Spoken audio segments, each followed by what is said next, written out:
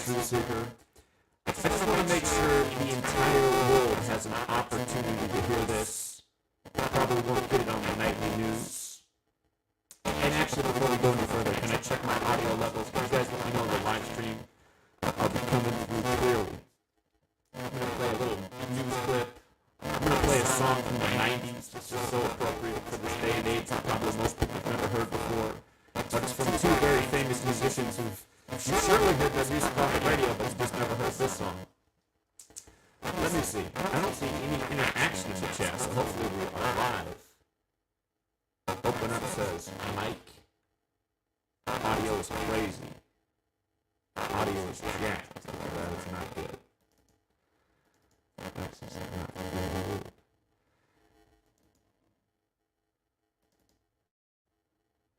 Alright, test. Let me know if that sounds better. I must have some setting super wrong. Mic issues, audio messed up. Okay, not good. It took a long time for the comments to come through. Feedback and static on my. I wonder why. Should it be? I changed another setting. The mic sounds crazy still.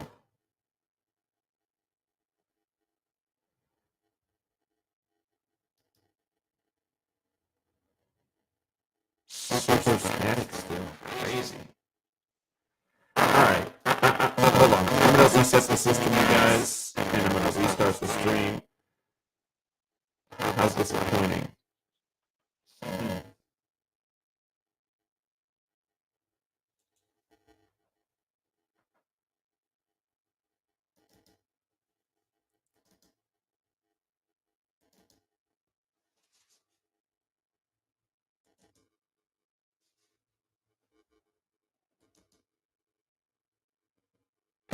Testing. One more try.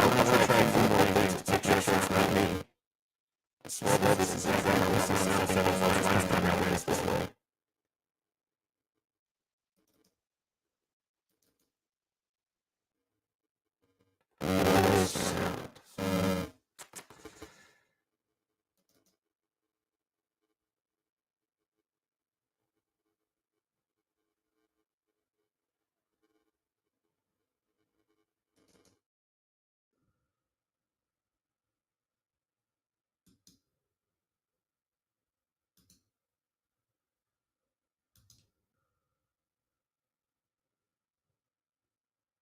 Okay, one more test. Did that fix the sound? It sounds like I've got the brain chip. Crazy.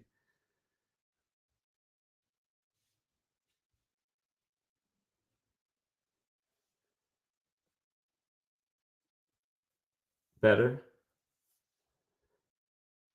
It's perfect now? It's perfect now. Okay. If it's perfect now, we'll just proceed ahead and I'll edit this video when we're done with the stream. I'll just chop off the first. Oh, wow. We're already over 3 minutes into it. Yeah, not good. I might just re-upload the video when I'll like download it when I can, when it allows me to save it. Usually wait too late, like 15, 20 minutes until the stream's over to save it. And once you can save it, you can re-upload it. So, okay, we're good. All right, that's what I wanted because I wanted to play some news clips and I wanted to play a song from the 90s. It just, again, you guys might not like this song, but I want you to listen from the beginning to the end because I'm going to make a valuable point about the recording industry and what's going on in the world and how big the game is. So, okay. I guess the good news is while we haven't been able to get the sound right, you've been able to stare at this visual.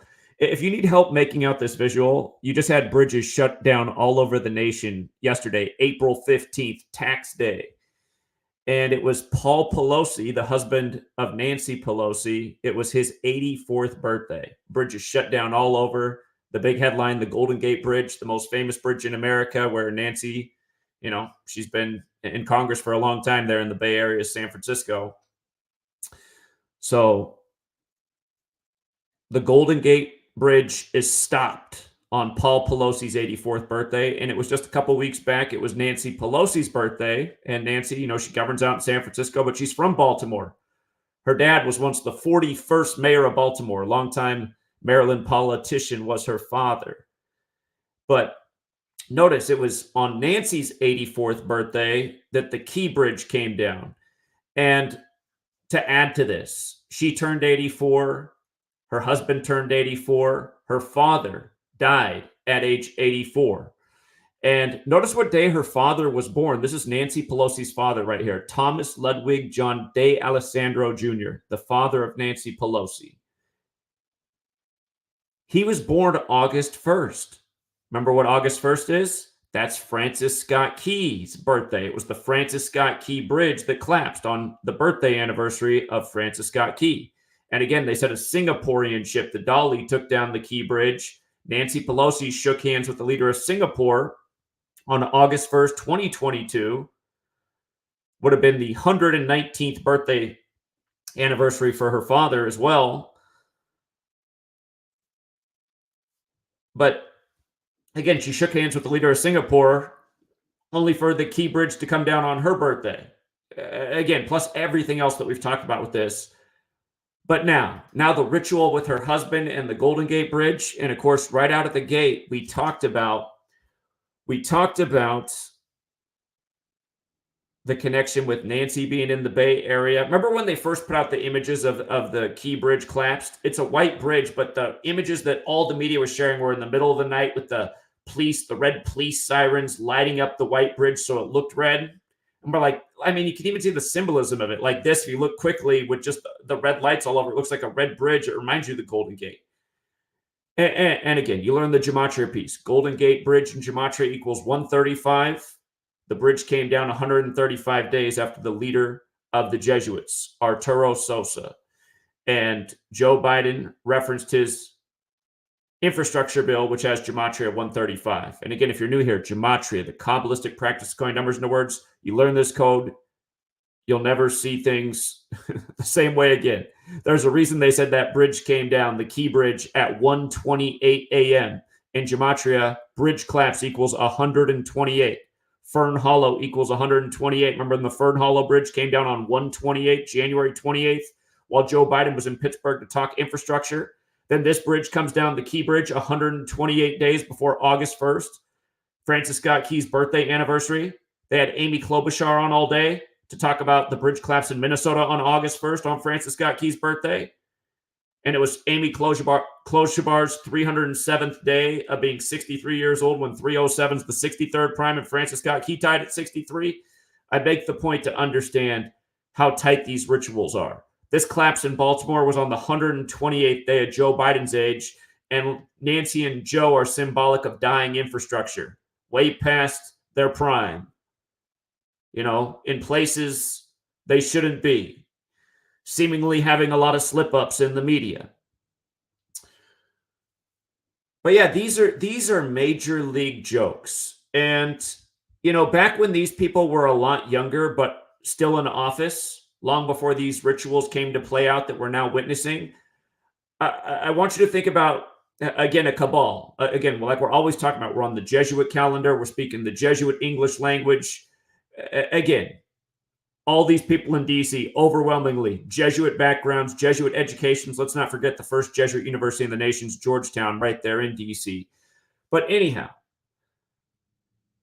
in light of these parallels, I want to play this song from the recording industry. And as you listen to it, I don't really care what your opinion of the song is. I just want you to listen to the lyrical content, and I want you to pay attention to how the song ends. There's a reason I picked out this song out of the thousands of songs I could have chosen from. But I want you to listen to this whole song, the beginning audio clips of politicians from MLK to Reagan, and then the actual song component, and then how the song ends. And again, we're going to bring it all together here in a minute. But yes, I do want to play this song, and I do want you to listen and not complain about how much you don't like this genre of music. I also want you to realize that you've probably never, ever heard this song before in your life, but you've heard songs from these people because these people are mega famous. One of them is the cousin of Snoop Dogg, who also has a successful rap career. And the other one is Everlast, who also went by the name Whitey Ford, who had a rapping career with House of Pain and also a singing career as everlast. But they put this song out in the 90s. And again, it wasn't the big radio banger, but I want you to listen to what is in the song. And then again, how it ends. And we're going to come back to this point about the larger picture with this ritual going down with this prominent Catholic family and these major landmarks coast to coast. And again, what founders of this country are warning about, the infiltration of the Illuminati. What happens if the Jesuits come out of suppression? Again, the Illuminati was formed while the Jesuits were suppressed, and it was formed by the Jesuit priest Adam Weishaupt. Their birthday's May 1st. Again, remember, the big headline when the Key Bridge came down was May Day. And May Day in Gematria equals 36, and the bridge came down 36 days before May Day. But anyway, we're going to really listen to this song. I'm serious. Try to hear every word said in this song. Some are going to be a lot more important than others. And if you listen all the way through, you're going to be like, okay, I get why Zach picked out this song and the point he's trying to make. So with that said, we're going to play the song. We're going to come back and talk more about it. The claps, the music, this secret society that's been here since the beginning, that's making a mockery of humanity. And then we're going to watch the news for more mockery and what people consider the information they need to be taking in while ignoring voices in the world such as yours truly, who's been putting out a true message for a long time. More than a decade, showing about this game that's being played with us by this federal government that really needs to go, that's super dangerous, that's super evil. So in light of the idea of the government being super corrupt, let me play the song of the hour. And understand, this song came out in the middle of the 90s, but think about it in light of today. And it has a little bit of a build-up because you're listening to the clips from history. You're going to hear Reagan, MLK, and so many more. Listen.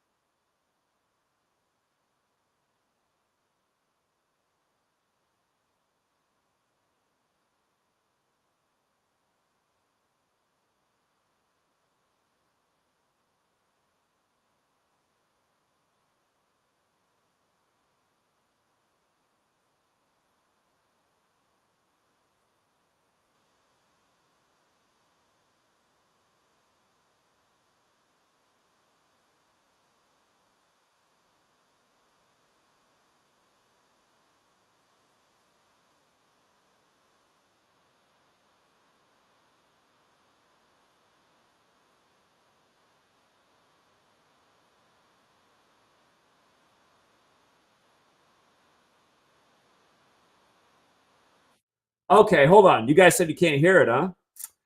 I got to start it over. Sorry, I got distracted with the email. By the way, just since I was just distracted just now, sorry about the pause. About a month back, I did a giveaway and we sent out mics and hoodies and books. And I think that was the extent of the items. I just got an email from somebody saying that their hoodie never showed up. If you guys were part of that contest and were supposed to get something in the mail and it didn't show up, please email me at GematriaEffectNews@gmail.com. Because I will resolve that. So I know almost everybody's stuff made it there, but I just saw email. Shout out to Greg. Yeah, Greg. If I'll go to the post office and see what's up, and if it's one of these lost in the mail things, which does happen, I will order you. For him, it's a hoodie. I'll get him a hoodie off my website. So yeah, Greg, check out a hoodie on my website and then get back to me. And if anybody else out there didn't get what they were supposed to, please reach out to me at GematriaEffectNews@gmail.com.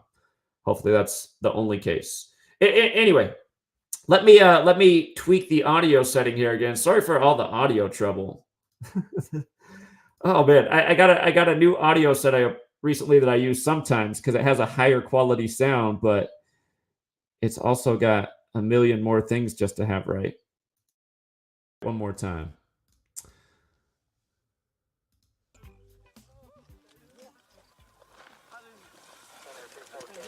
Signal 4, minute priority 1. Makes me as soon as I stop. Well, he's not fighting me. I didn't fight anybody, man. I didn't fight anybody. I didn't hit anyone. Stand up.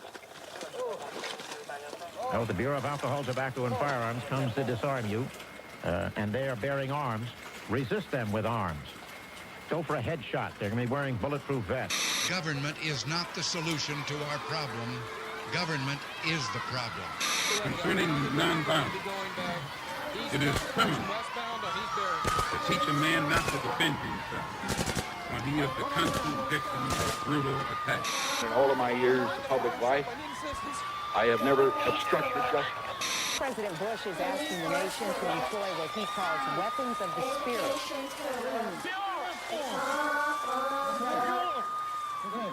Government's corrupt, police force corrupt, education's corrupt, are fucked up.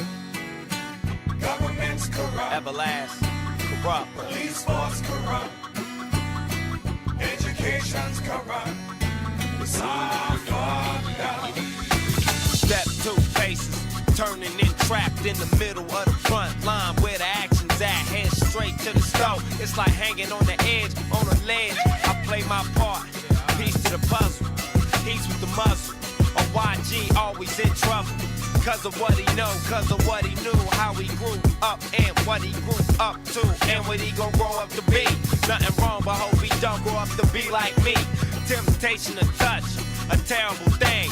It's placing in your palm unbearable things. The street has many wars, infantries, many ways, lives lost, many K's, full size and many K's, coming in so many arrays, many shapes, sizes and shades. The boys in blue, they just might get you. Government's corrupt, police force corrupt, education's corrupt, it's all fucked up. Government's corrupt, police force corrupt, education's corrupt, it's all fucked up. Now Bobby and Susie were unhappily wed, so Bobby shot Susie in the back of the head. Bobby got taken to the county jail. He put up his house and he walked on bail.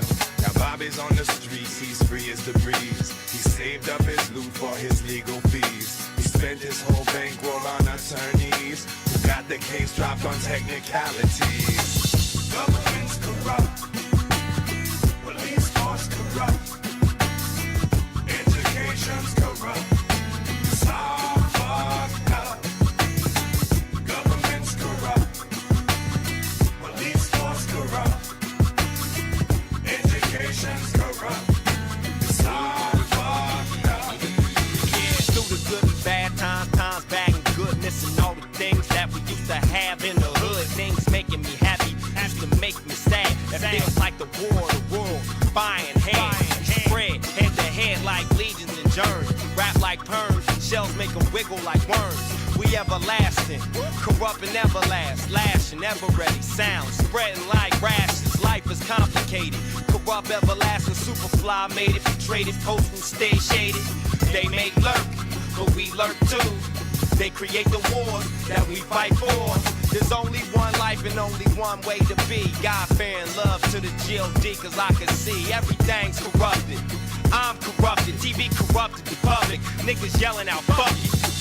Government's corrupt, police force corrupt, Yeah, education's corrupt, it's all Yeah. fucked up.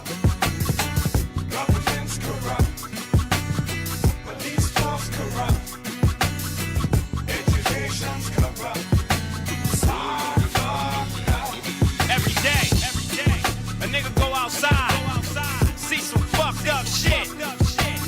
You need to come take a trip over here, see a gang of fucked up shit. Yeah, we need help too.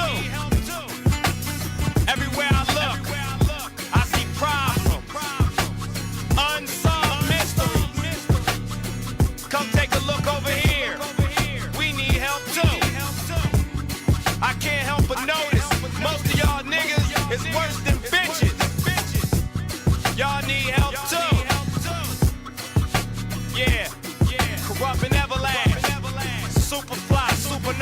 brand rectifying. California. Yeah.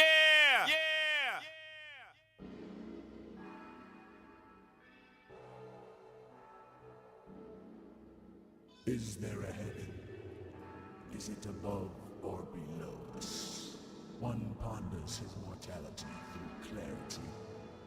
Death, disease, famine, dissolution, contention. We have all been named. Fuck the world.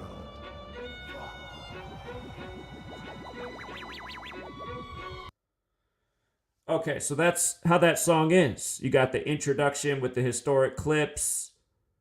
You got the song about how the whole system's corrupt. And of course, this is on the rapper Corrupt's album. He spelled his name with a K. Intentional misspelling. But for people to know, Corrupt is the cousin of Snoop Dogg. And of course, Snoop Dogg is super famous, and almost everyone knows who Snoop Dogg is now based on his TV fame and advertising fame and just being everywhere fame. Martha Stewart's best friend fame. His cousin Corrupt, most people don't know who Corrupt is unless they listen to rap music. And I've recognized since I was a child that Corrupt's a superior rapper to Snoop Dogg. But you consider Snoop Dogg's the one with the Murder Was the Case music video where he's selling his soul to Satan. And, it's like that Fall of the House of Usher show they put out earlier this year. At the same time, they announced Usher for the Super Bowl as they have him performing confessions on the Vatican's birthday at the Super Bowl. But anyhow, in that song, Corrupt says that, it's the end of the world and he's having these feelings. Like, if you go back and listen, essentially it communicates the idea of the way he's feeling about this destruction and demise of the world, like, in a way he's cheering for it. But he also expresses that, like, that's not how he wants to be feeling, but that's how he is feeling. And, again, that's a common feeling in a lot of people. How many people just want to see the world end because they're just so sick of all the bullshit and they're tired of everyone being sound asleep? So, he's communicating an idea that a lot of people can identify with. And, of course, he's a rapper that's also been heard by a lot of people. Now, so and it's like the war of the worlds, it's raining fire. He's rapping about that. That's like Revelation, the end of the Bible. I'm going to get to a point about why it matters what's on that song and the day this album came out in history. If you know Gematria, these numbers are standing out to you about the day this album came out. But again, at the end, you get something that you got in a lot of 90s rap music. You get that voice that kind of sounds evil. And in some songs and records, they make it way more evil, but kind of like that evil, demonic sounding voice. And you hear it at the end, it says, fuck the world. And again, that's a part of a really popular hip-hop chorus. Fuck the world, don't ask me for shit. Everything you want, you got to work hard for it. The Wu-Tang Clan. And, Corrupt, he goes down as a West Coast rapper, but he's really an East Coast guy. If I'm not mistaken, he's from Philadelphia. But yes, he is the cousin of Snoop Dogg, who's a million times more famous, but it's not because of talent. Again, Snoop, for half of his songs in his career, had to make up words to make it rhyme. His cousin, his cousin, most of his music isn't positive and uplifting. It's like gangbanging and all the other stereotypical shit. But you can just tell who's better at rhyming, the guy who has to make up words to make it rhyme, or the guy who can put together ideas and tell a story over some verses. Anyway. And even Snoop Dogg can do that too, as long as he's allowed to make up words, which is not true of the genre anymore. Raps for a lot of these commercial rappers just become like rhyming words and no logical explanation or, there's no logical thought or idea. It's like, what is this song about? Just putting words together that sound nice over the hypnotic beat? It's sad. But this song right here, Corruption, look at the date it came out, 10/6/98. And what's funny is the spelling of the album, Corruption, the way they spelled it, it equals 98 like the word prophet. 98 like prophet. And prophecy has the gematria of 106, like black is 106. Like what they did yesterday with Clarence Thomas on the 106th day of the year. The black Supreme Court Justice man not showing up for work. No explanation. Went to Yale, where the Prince Hall Lodge is number 106, right there at the Yale campus.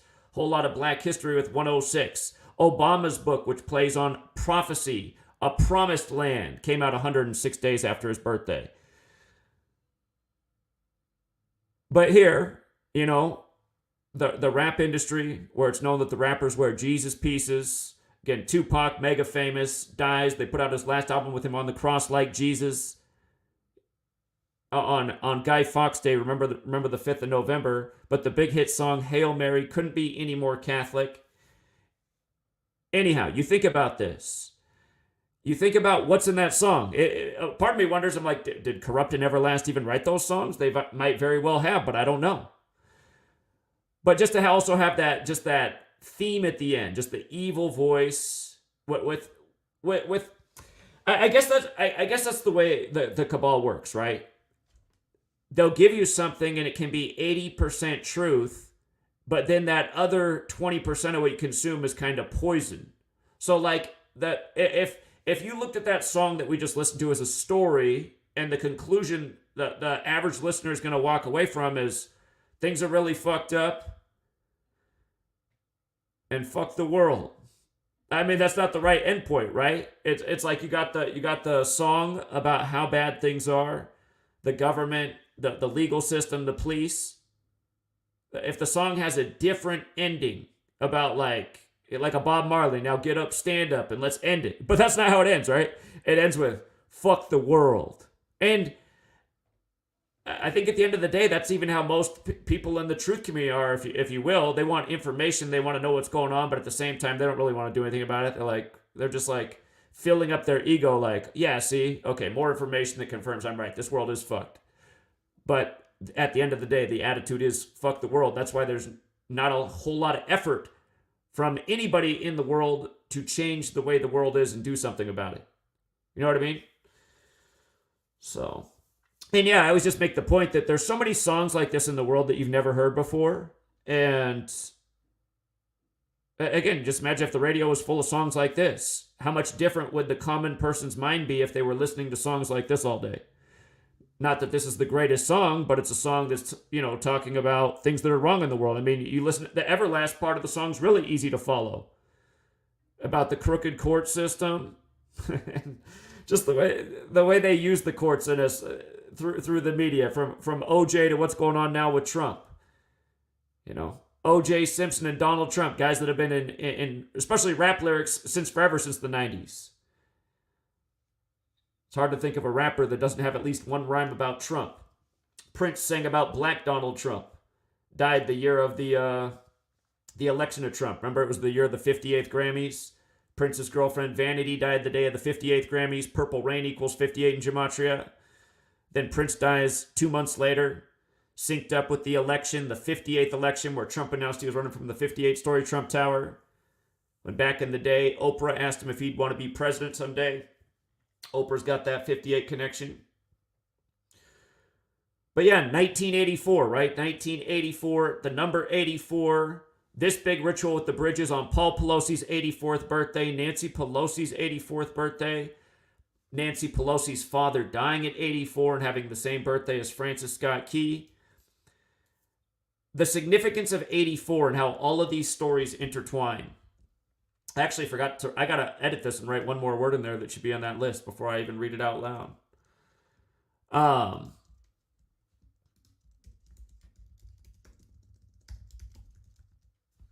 Yeah, the other point I meant to make about that song too is just the predictive programming, just the kind of stuff that they're putting out there. Again, we know a lot of the world of entertainment's controlled. Does a guy like Corrupt or Everlast, do they write a song and then does the record company come back and say, hey, get this idea in there. We want this in there too. Take this out. We want this in. I'm sure that happens a lot. It's like the War of the Worlds. Go back and listen to that part. What do you say? I mean, Amazon put out that movie in 2020 about Lockdown 2025 with fire in the sky raining down on LA and World War breaking out and all these racial divisions coming out of society. It's like, see, that's what they're trying to create in the world. That's what needs to be stopped dead in its tracks. These people need to be exposed. But yeah, if you missed the video from earlier, that this part has to be understood. Okay. Yesterday on Paul Pelosi's birthday, the Golden Gate Bridge was shut down for a pro-Palestine protest. Now go back to what we were talking about in 2018 and 2019 with stories like this. Palestinians were mad that the Golden Gate was closed off at Temple Mount in Israel, okay? And Temple Mount has that gematria of 154. Now you get this Palestinian bridge shutting down the Golden Gate on 15-4. Remember, they were mad that the Golden Gate got shut down. Now they're shutting the Golden Gate down.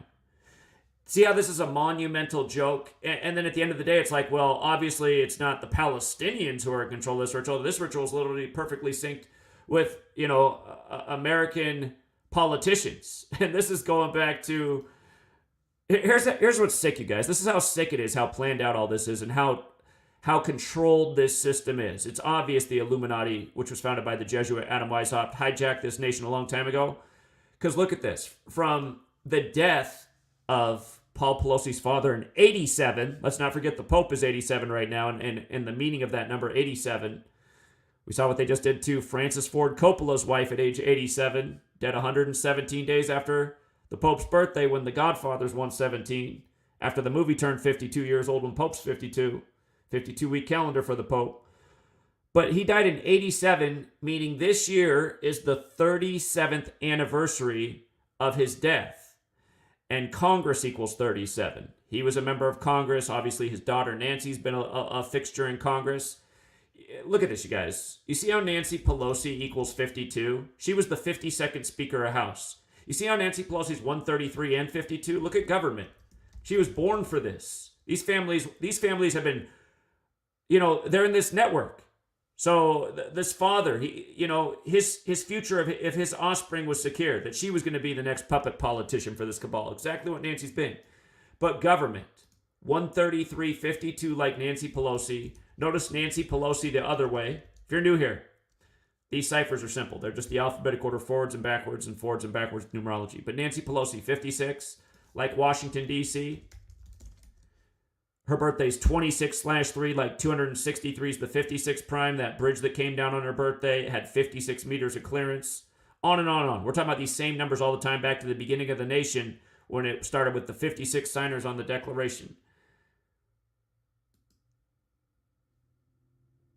But yeah, the 84 list, I still didn't hit it. The 84 list, why 84 matters so much. All of these things equal 84 in Gematria. Here, I'll just type them out so you can see. These are the 4 base ciphers, alphabetic order, forwards and backwards with numerology.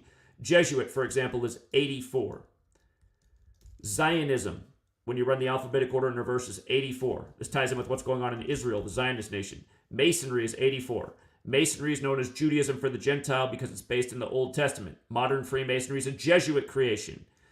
United States of America, founded by Masons and plenty of Jesuits here at the same time. Again, the first recognized president in history goes down as George Washington, even though that doesn't have to be the case. But that was the same year Georgetown, the Jesuit university, was established in D.C. United States of America, 84.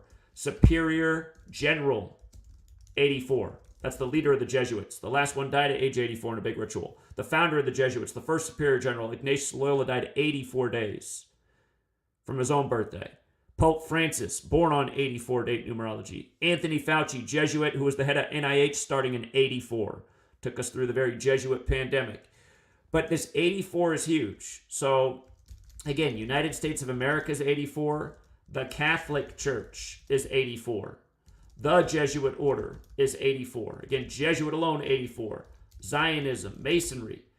Big boss number. Number we've talked about for years. And now these mega rituals on their 84th birthdays.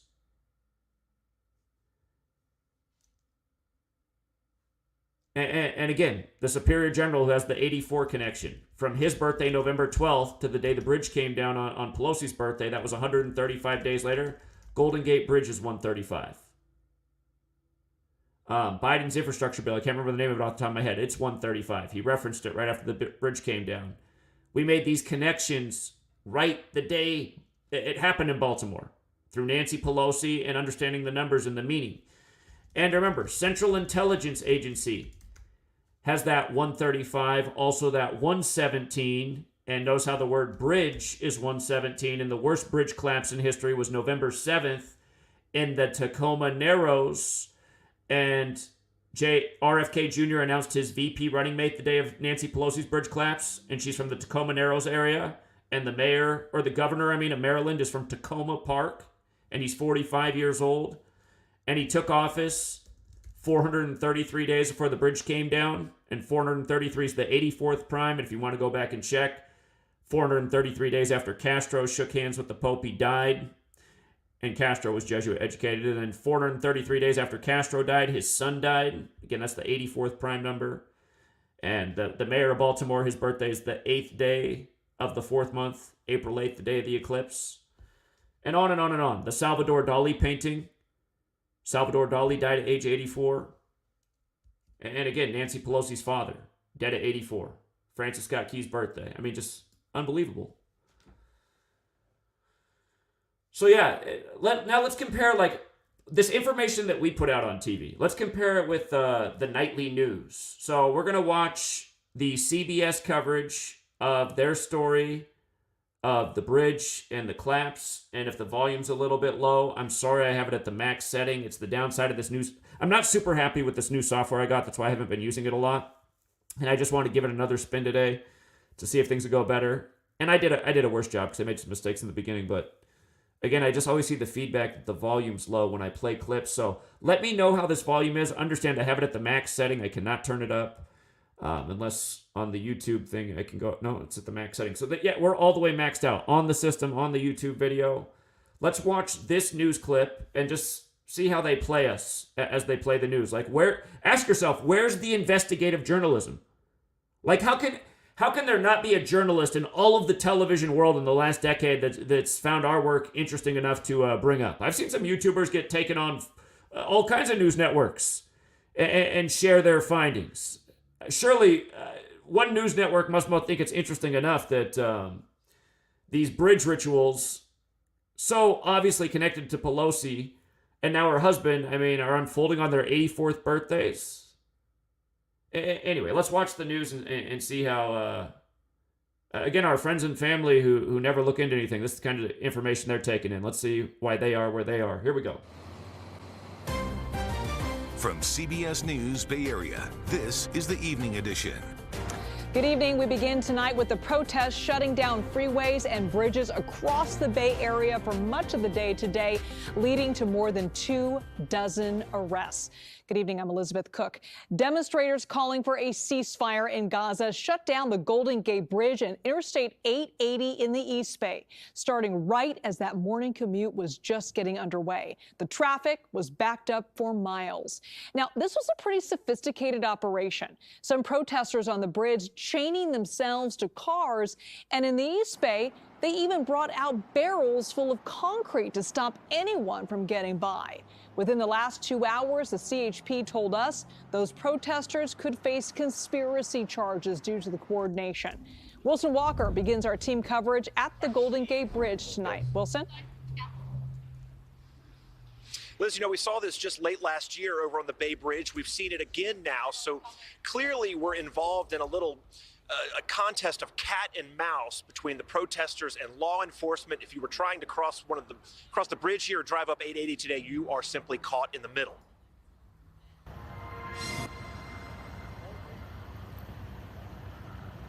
I'm sympathetic, and I understand the cause. I do. And I just wish I'd have left 20 minutes earlier. I'd have missed all of this. Just short of the bridge in a sea of cars going nowhere, one driver trying to reach family on the other side. I'm going to try to get through. My daughter needs me. She got 4 little ones there, and I'm supposed to be helping take care of them while she's working. Yeah, I work over the bridge, so, you know, not many other options. Think about the ferry. The hours dragged on. People started walking their dogs and striking out for supplies. Yes, it's an Uber, and he's lovely. Our poor Uber driver.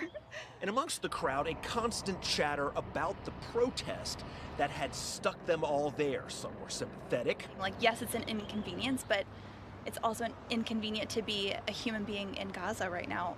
Stop arming Israel, which I think we should stop arming Israel, so I'm in support of that. There was also plenty of frustration. Well, my thing is civil liberties should be protected, but there is a limit. And when you have this level of a disruption to our whole transportation system, I think we need to draw a line. Attempting to block or shut down a freeway or a state highway to protest is unlawful. It's dangerous. The Highway Patrol says it thought something was coming, but they did not know any specific plans. The deterrent, they say, should be aggressive prosecution, thus the extensive charges. And 236 of the Penal Code, false imprisonment. But protest organizers were very clear that this action was not the last. Here is a spokesperson talking about what comes next. We're going to keep pushing until people pay attention. We know from our history that people's actions work, and they won't listen to us unless we hit them where it hurts, which is in the economic region. And so we're going to keep pushing, and we're going to keep disrupting.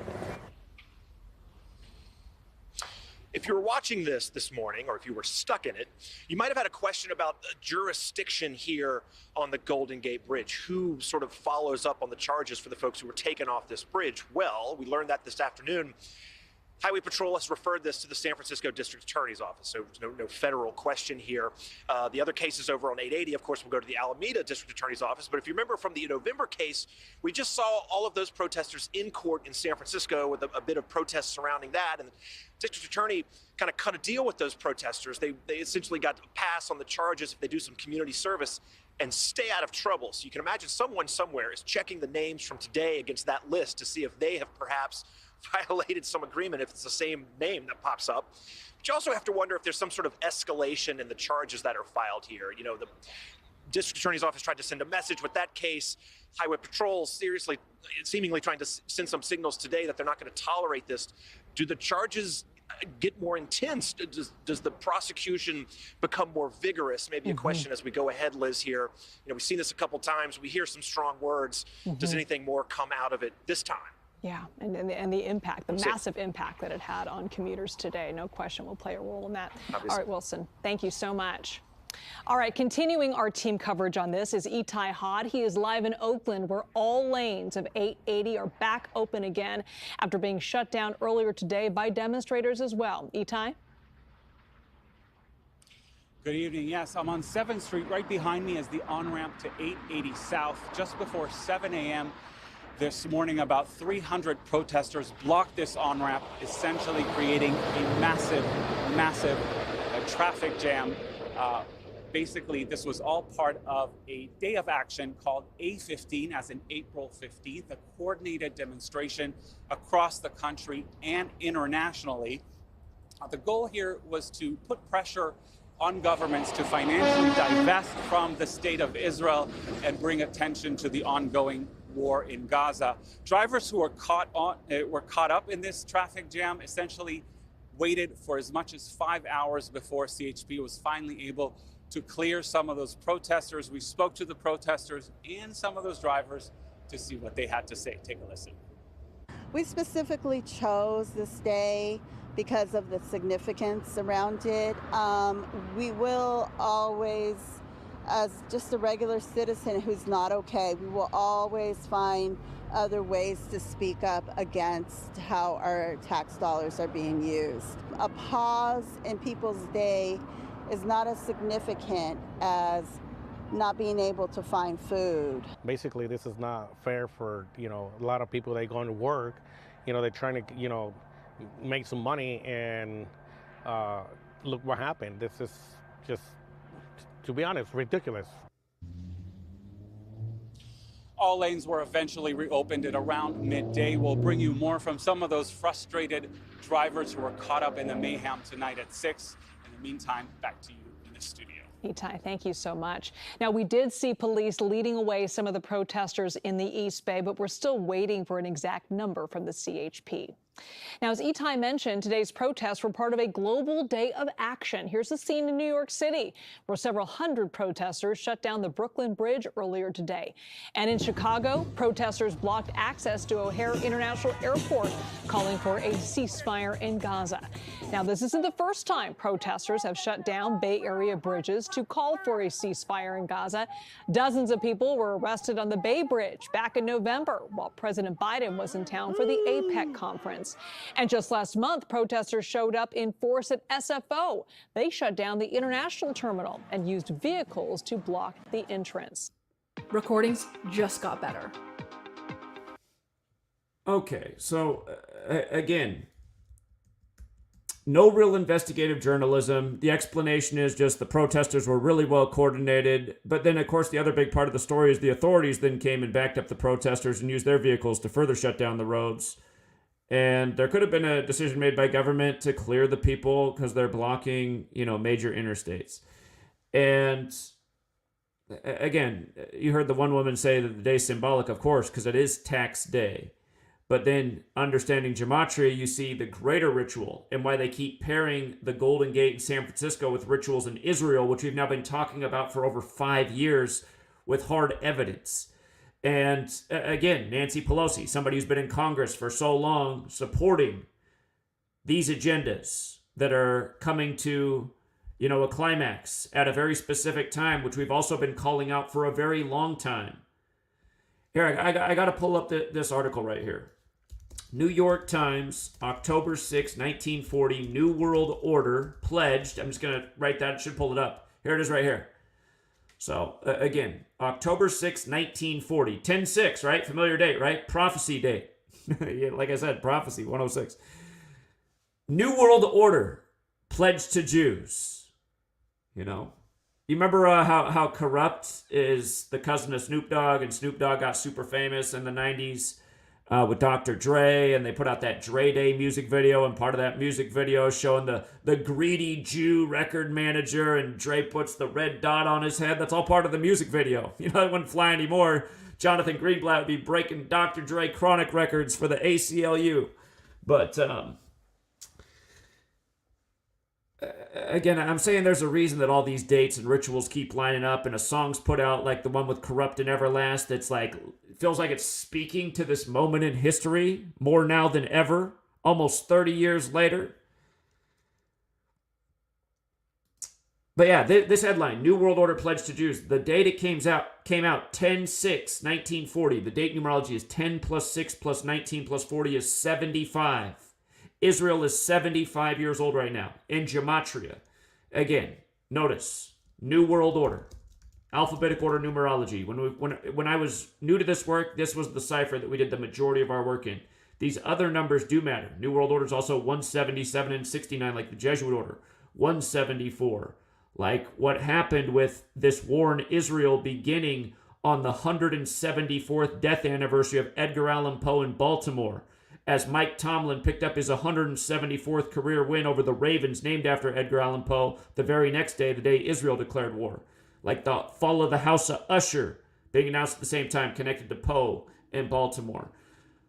Tomorrow is 17/4. Barbara Bush, the wife of George H.W. Bush. She died on that history on 17/4. Tomorrow's her death anniversary. Her husband, who gave the speech about a new world order, 11 years to the day in 9/11. When the master plan went down, and 11's the master number, and New York's the 11th day, the World Trade Centers look like an 11, and Flight AA-11 hit the, everything that went down on 9/11. But anyway, Barbara Bush, she died on 17/4. So just going back to this, New World Order pledged to Jews. Arthur Greenwood, who had the message, ended up dying in his 75th year of life. But again, Israel's 75 right now, like the superior general. And remember, Ignatius of Loyola, the founder of the Jesuits, and the Jesuit fingerprints are all over this nation's creation, Israel's creation, and so much more. The Jesuits, we're on their calendar, we're speaking their language, we're living in their world. They serve the Catholic Church and the Pope. But 75-87 for Ignatius of Loyola. Again, the Pope right now is 87, the first Jesuit Pope, Francis, and the superior general, the leader of the Jesuits, is 75 right now. Special times, special numbers. Nancy Pelosi's father died in 87. What they just did with the Rothschild banker at 87 synced with the Pope's 87th birthday. What they just did with Francis Ford Coppola's wife at age 87, paying tribute to the Godfather, gangsterism, being ruled over by gangsters. There's a clear string between the Vatican, the mob, Catholicism, the Jesuits. Back to the beginning of this nation's history, what founders were warning about as the Illuminati was being founded, and George Washington's penning letters. They're in the National Archive about his concerns about the Illuminati. Founded May 1st, 1776. Again, they call it May Day. It's associated with communism. May Day. Remember, May Day and Bridge. Check it out. May Day. Or Snap. Hold on.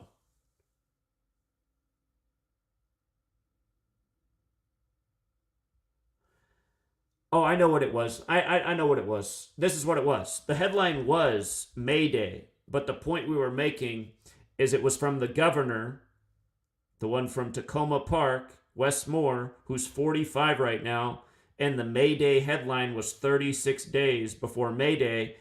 And this year, later this year, November 7th, 117,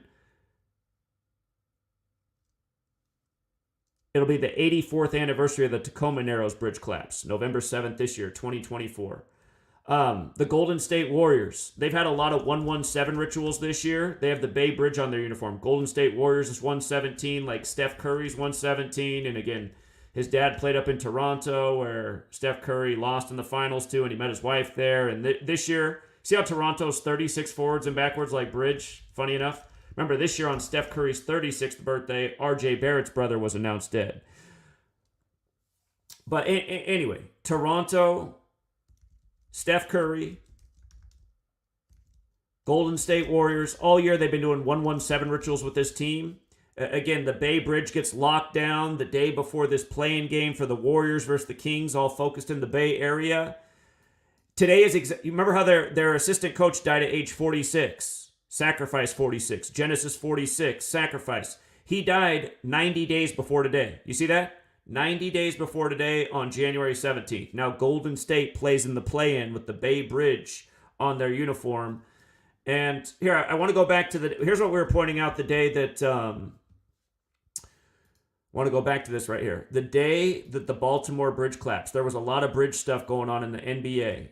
And Warriors were in Miami. Remember, Miami recently had the building collapse on Freemasonry's birthday, but before that, they had the FIU bridge collapse during March Madness. And the Warriors came into that game with 36 wins. The team with the bridge on their uniform came in on 36 wins. They got the 37th win, and we were leaning towards that way that night because Joe Biden, who's 37, like Congress is 37, urged Congress to spend all this money to rebuild the bridge. And we were saying, doesn't it make sense that this is kind of like a liberal Democrat thing? And then San Francisco Golden Gate, Nancy Pelosi, longtime Catholic in office like Biden. And not even realizing at the time that her father had died 37 years before 2024. But anyway, you had the Warriors coming in on 36 against the Heat. And I got to go back and look. It was something wild they were doing with the Bucks and Lakers and Kareem, who had this thing about building bridges a couple years back. And the Lakers won with 128 that night. Remember, the bridge collapsed at 128 that day. Bridge collapse equals 128. It collapsed in Baltimore 128 days before Francis Scott Key's birthday anniversary, August 1st. And on the 128th day of Joe Biden's age. And Fern Hollow, again, is 128 as well. And that collapsed on January 28th, the day Biden was in Pittsburgh to talk infrastructure. And Pittsburgh's Pennsylvania. And the 76ers originally from Pennsylvania. They used to be the Philadelphia team, which is on the interstate with Baltimore. I-95 connects them. Baltimore equals 95. MLK would be 95 right now. He had a dream, MLK. The Broken Bridge and the Dream. 128 is the name of the Salvador Dali painting that was brought up by the media in connection to the bridge collapse. And again, Salvador Dali died at 84. But yeah, again, you learn the gematria. It's just undeniable what's going on here. Like if you would look at this and go, well, God, is that a coincidence that happened on Pelosi's birthday and she's from Baltimore? Key Bridge comes down. And then on her husband's birthday, they shut down the Golden Gate with the protest. Is that a coincidence? Again, you guys, you learn this gematria code and you realize this stuff is not a coincidence. This is a game that's being played with us. And the reason the game is working is because the populace is standing down to the Nancy Pelosi's and Joe Biden's of the world. And just think about the symbolism of that. Think about the flex that is from the cabal and the Illuminati. By the way, I want to send a be careful to Martin Lawrence today. I've just talked about this pattern too many times. And I've been saying this for years. You know, like someday Martin Lawrence is going to be 59 years old. And today's that day that he's 59. R.I.P. to OJ, who just died 59 days after the Super Bowl, was announced dead on the 59 date numerology as they were teeing off at the Masters, paying tribute to Ephesians 6:5-9.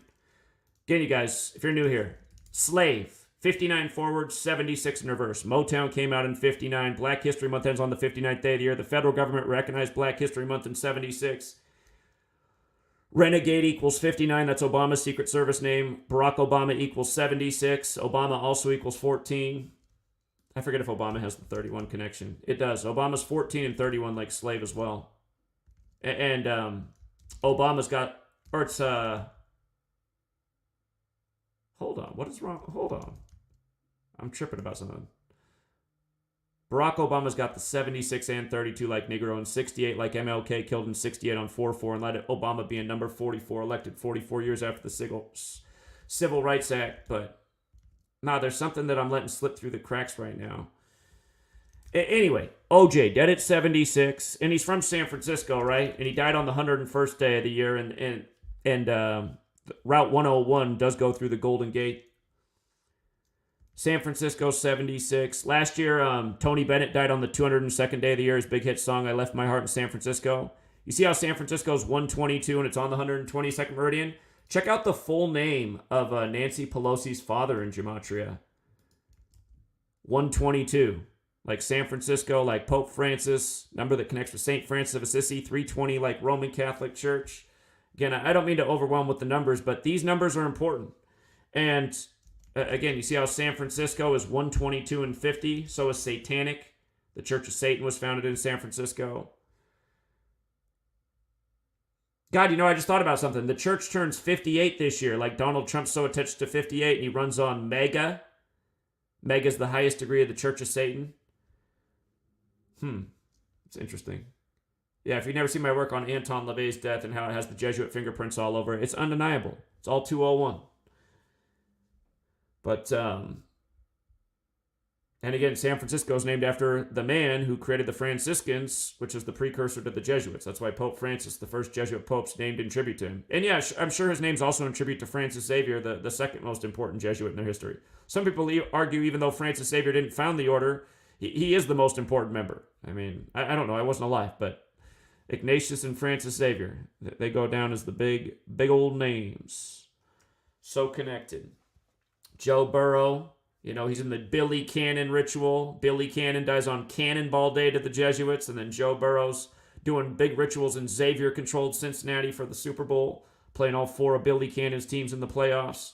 This year, the Chiefs beat the Niners again. Last time they beat them in the 2019 season. This time they go back-to-back for the first time in 19 years in the NFL, doing it while Montana's 67, the 19th prime, when he wore 19 with the Chiefs, and the game went to overtime 19-19, and McCole Hardman caught his 19th career touchdown to win the Super Bowl. Again, scripts, you guys, people born for it. I'm just trying to emphasize the point about scripted sports, scripted politics. Learn this code, understand the number games being played with us.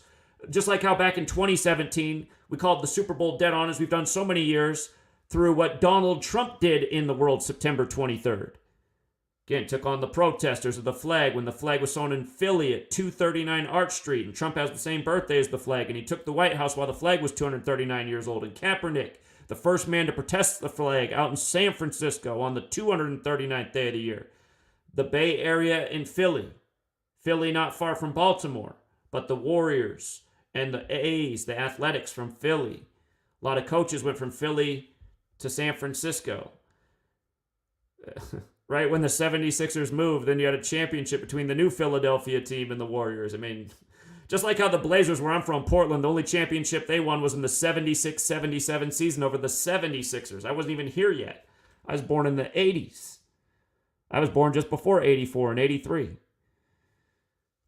Anthony Fauci, when I was 1 year old, was getting set in. Jesuit scumbag getting set in at the NIH. Just wait till 36 years from now when 2020 comes around. You'll see. Be the richest old know-it-all motherfucker there ever was. Just don't ask me how many masks to put on today, because it's blowing in the wind, the answer. Okay, but yeah, if you got here late, again, we just talked about, again, the significance of these bridge rituals on the Pelosi's birthdays. Their 84th. We talked about some other things, where the Palestinian protest of the Golden Gate in Jerusalem fits in with this one on the day it occurred. Again, this has been an ongoing thing in Israel for a long time. The Palestinians protesting the closure of the Golden Gate. Now, the Palestinian protest shuts down the Golden Gate on 15/4, Paul Pelosi's birthday. But 15-4 when Temple Mount's 154. Okay. Yeah, we listened to the song Corruption from the album Corruption, the self-titled song from the album by the rapper Corrupt, who again is the cousin of Snoop Dogg and who did this song with Everlast, who you know probably from House of Pain and the song Jump Around, but a song that almost nobody's ever heard that in a lot of ways describes better than ever this moment we're living at right now in 2024, and then ends with like this wicked satanic voice telling everybody fuck the world. And again, as long as that's people's attitude, the world's going to stay fucked and corrupted. And like how it is right now, a really sick game that just really needs to end. And I know Everlast is 54 right now. You just never know. Be careful. 54 wasn't good for R. Kelly or Diddy, as we know, both getting prosecuted by the same Jesuit prosecutor from Georgetown founded by 54-year-old John Carroll when Jesuit orders 54. And again, you can make no mistake about it because R. Kelly, again, he got sentenced to prison on the day in history the Jesuits are recognized by Rome, September 27th. Same day that Jesuit-educated Johnny Cochran said, "If it doesn't fit, you must acquit." The big line that freed OJ in the made-for-TV divisive theater. Again, that's what they give us all day, every day. Divisive theater. Pick a side. Which side do you want to hate? Which religion are you more identified with? Which race are you more identified with? Which storyline are you most identified with? What gender do you most identify with? Are you non-gender? Are you any of the new 8 groups of gender we just created in the last month for you? Again, this is the way the game is played, and this is what people need to wake up to so we can break the programming. Yeah, I'm mad right now that last April I was down in San Francisco teaching about what happened to Bob Lee, and I'm feeling like I should be right there right now. But here's the point I got to make about Martin Lawrence. I didn't finish. So the Tigers became 10-7 today and got to 4-4 at home on the kill date, right? Here, I got to go to ESPN. I'm glad this is the outcome because this is what we were leaning towards today for this to happen. But I realized after the fact that today is Martin Lawrence's birthday. And this is concerning. Today is the kill date, you guys. If you're new here, one more thing to teach about, the kill date. This was a headline this morning. You might have seen it. The actor from Trainspotting, dead at 64, announced today. They said he died April 14th, but the news broke today. Again, what makes the kill date the kill date? It's because the date numerology today adds up to 64, 44, and 28. You get that by adding 4 plus 16 plus 20 plus 24 for April 16th, 2024. That adds up to 64. Another way is to take the life lesson path, which is 4 plus 16, which is 20, and then you add the year digit by digit. 2 plus 0 plus 2 plus 4, which is 8 more. That's 28.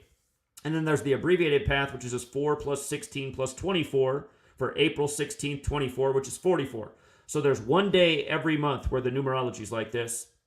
And month after month, we see at least one of these numbers in the death of the person from the world of entertainment. And again, I've been documenting this every month since Dick Gregory died. So count that. Every month since Dick Gregory died, we've been documenting at least one story like this. And this time it's 64-year-old actor Vincent Frail from, again, Trainspotting. And that movie did come out on the 201st day in 1996. Huge Jesuit number. 2 big Jesuit numbers that come together are 201 and 144. And he died on 14/4, the anniversary of Lincoln being shot, the Titanic going down, when Lincoln blamed the Civil War on the Jesuits. Remember, Confederate equals 201. Lincoln shot on 14/4 by a Confederate sympathist. James Madison, the only 201 president. The Jesuit suppression ended 144 days after his birthday. Trump lost his ex-wife and buried her on the 201st day of the year, and the election upcoming is 144 days after his birthday. Again, it's the 60th election, and she died 60 weeks into the Jesuit Ignatian year. So on and so forth. But month after month, this same type of stuff. So it's the kill date today, right? And it's Martin Lawrence's birthday. And the thing is, Detroit has that gematria 44, right? Detroit's 44. You see how Rangers is also 44? And you see how Rangers is 107? The Tigers today became 10-7 and 4-4 at home. You see that? 10-7 versus the Rangers and 4-4 at home. And where Rangers is 44, so is Detroit. And yesterday, the Rangers became 9-8 versus Detroit. Again, you learn these ciphers, you see how the number rituals align. But yeah, you can see the Rangers, or excuse me, that's what it was. The Rangers fell to 4-4, and the Tigers became 10-7 overall. Now, the thing about these numbers on the kill date, and Martin Lawrence turning 59 today, ritual sacrifice is 107. We see this number a lot in suspicious death, but 44 also shows up a lot in death. Kill is 44. Execution's 44. Again, MLK killed on 4-4. Malcolm X killed on 44 date numerology. His assassin was Thomas Hagen, whose name equals 44, and he got 44 years in prison. Thomas Hagen supposedly shot Malcolm X. Thomas Hagen 107 and 44 like shooting. And then they said Thomas Hagen even had 4 children while he was in prison. So he was still procreating while Malcolm X is in the ground, at least so we know according to his storybook. But yeah, Martin turns 59 today, and that number's been fateful for a lot of black men. Motown founded 59 the other year. The current head of Motown just dropped dead at age 59. And again, in light of Motown coming out in 59, and Martin was, but let's not forget, the name Martin equals 42. He lived in apartment 42 in Detroit on the 42nd parallel, 42 and 59, how those numbers come together. Slavery equals 42. Slave equals 59. Orenthal, OJ's name, Orenthal, 42. Dead 59 days from the Super Bowl, the first ever Super Bowl on the 42nd day of the year, the Vatican's birthday, where the Chiefs became 4-2, representing Missouri, which also has the 42 connection. Remember when they jumped off the Michael Brown thing, right next to the Jesuit stronghold of St. Louis, where they got one of their universities, and they put the 201 all over it, Michael Brown 201. They put the 42 all over it because Ferguson's 42 and Missouri's 42. And then they put out the image of the killer cop with the blonde hair and the blue eyes to remind of the Nazis. And he had a 42 Blues shirt on. Blues is 59 like slave, like Negro, like Rasta. But again, Darren Wilson Blues shirt. Whoops. What? Police officer.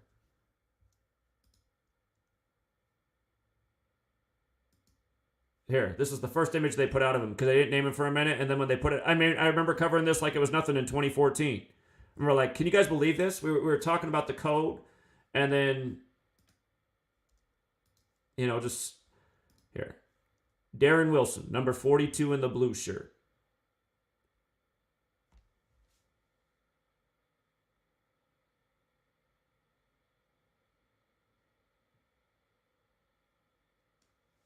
Again, all throughout history, these same numbers, you guys. Slavery, 42. Tuskegee. Remember, 201 men in the control group in the Tuskegee experiment. Jackie, 42.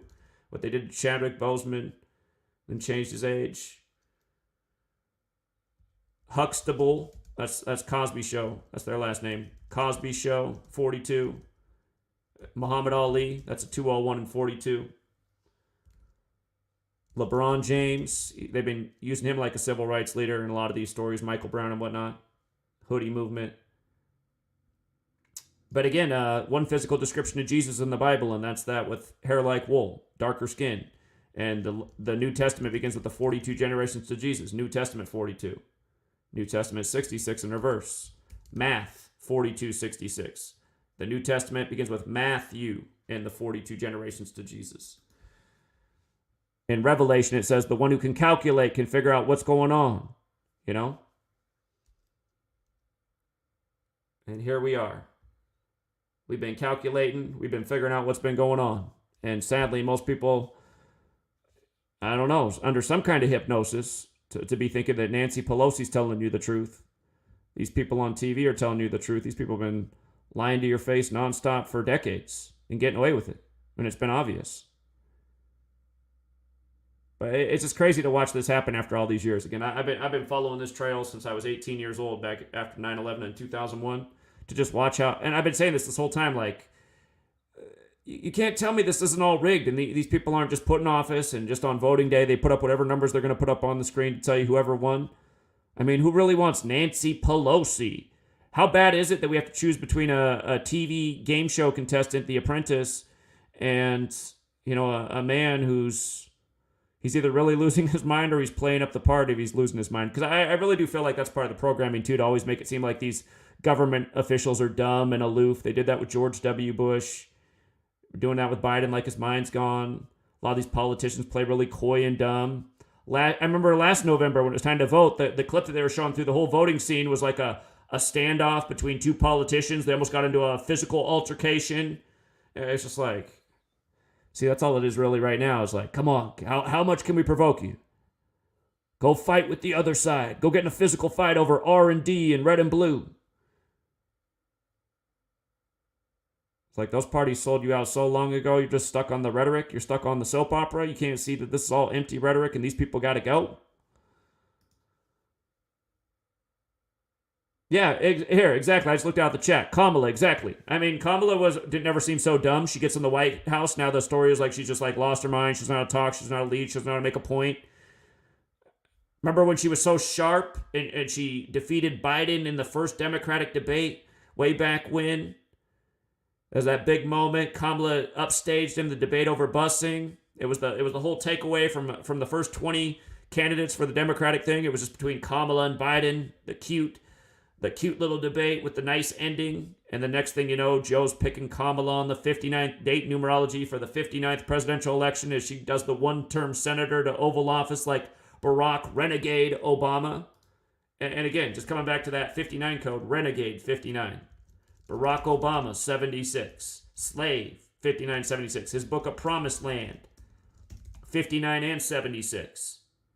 Ephesians 6, 5 through 9. Slaves, obey your masters. Master 76, like slave. OJ dead at 76 as the Masters tees off when he died 59 days after the Super Bowl. The last thing he put out was social media the day of the Super Bowl wearing a Titleist hat, talking about how he wants to get back to golfing. Titleist 114, they announced him dead on the 11th day, 4th month. Titleist 102, they announced him dead on the 102nd day of the year. Slavery 102. Black History Month recognized by the feds in 76 on 10/2, the 10th of February. I mean, just think about it. OJ, dead the day before the 101st day. Now, Route 101, the Golden Gate Bridge, locked down.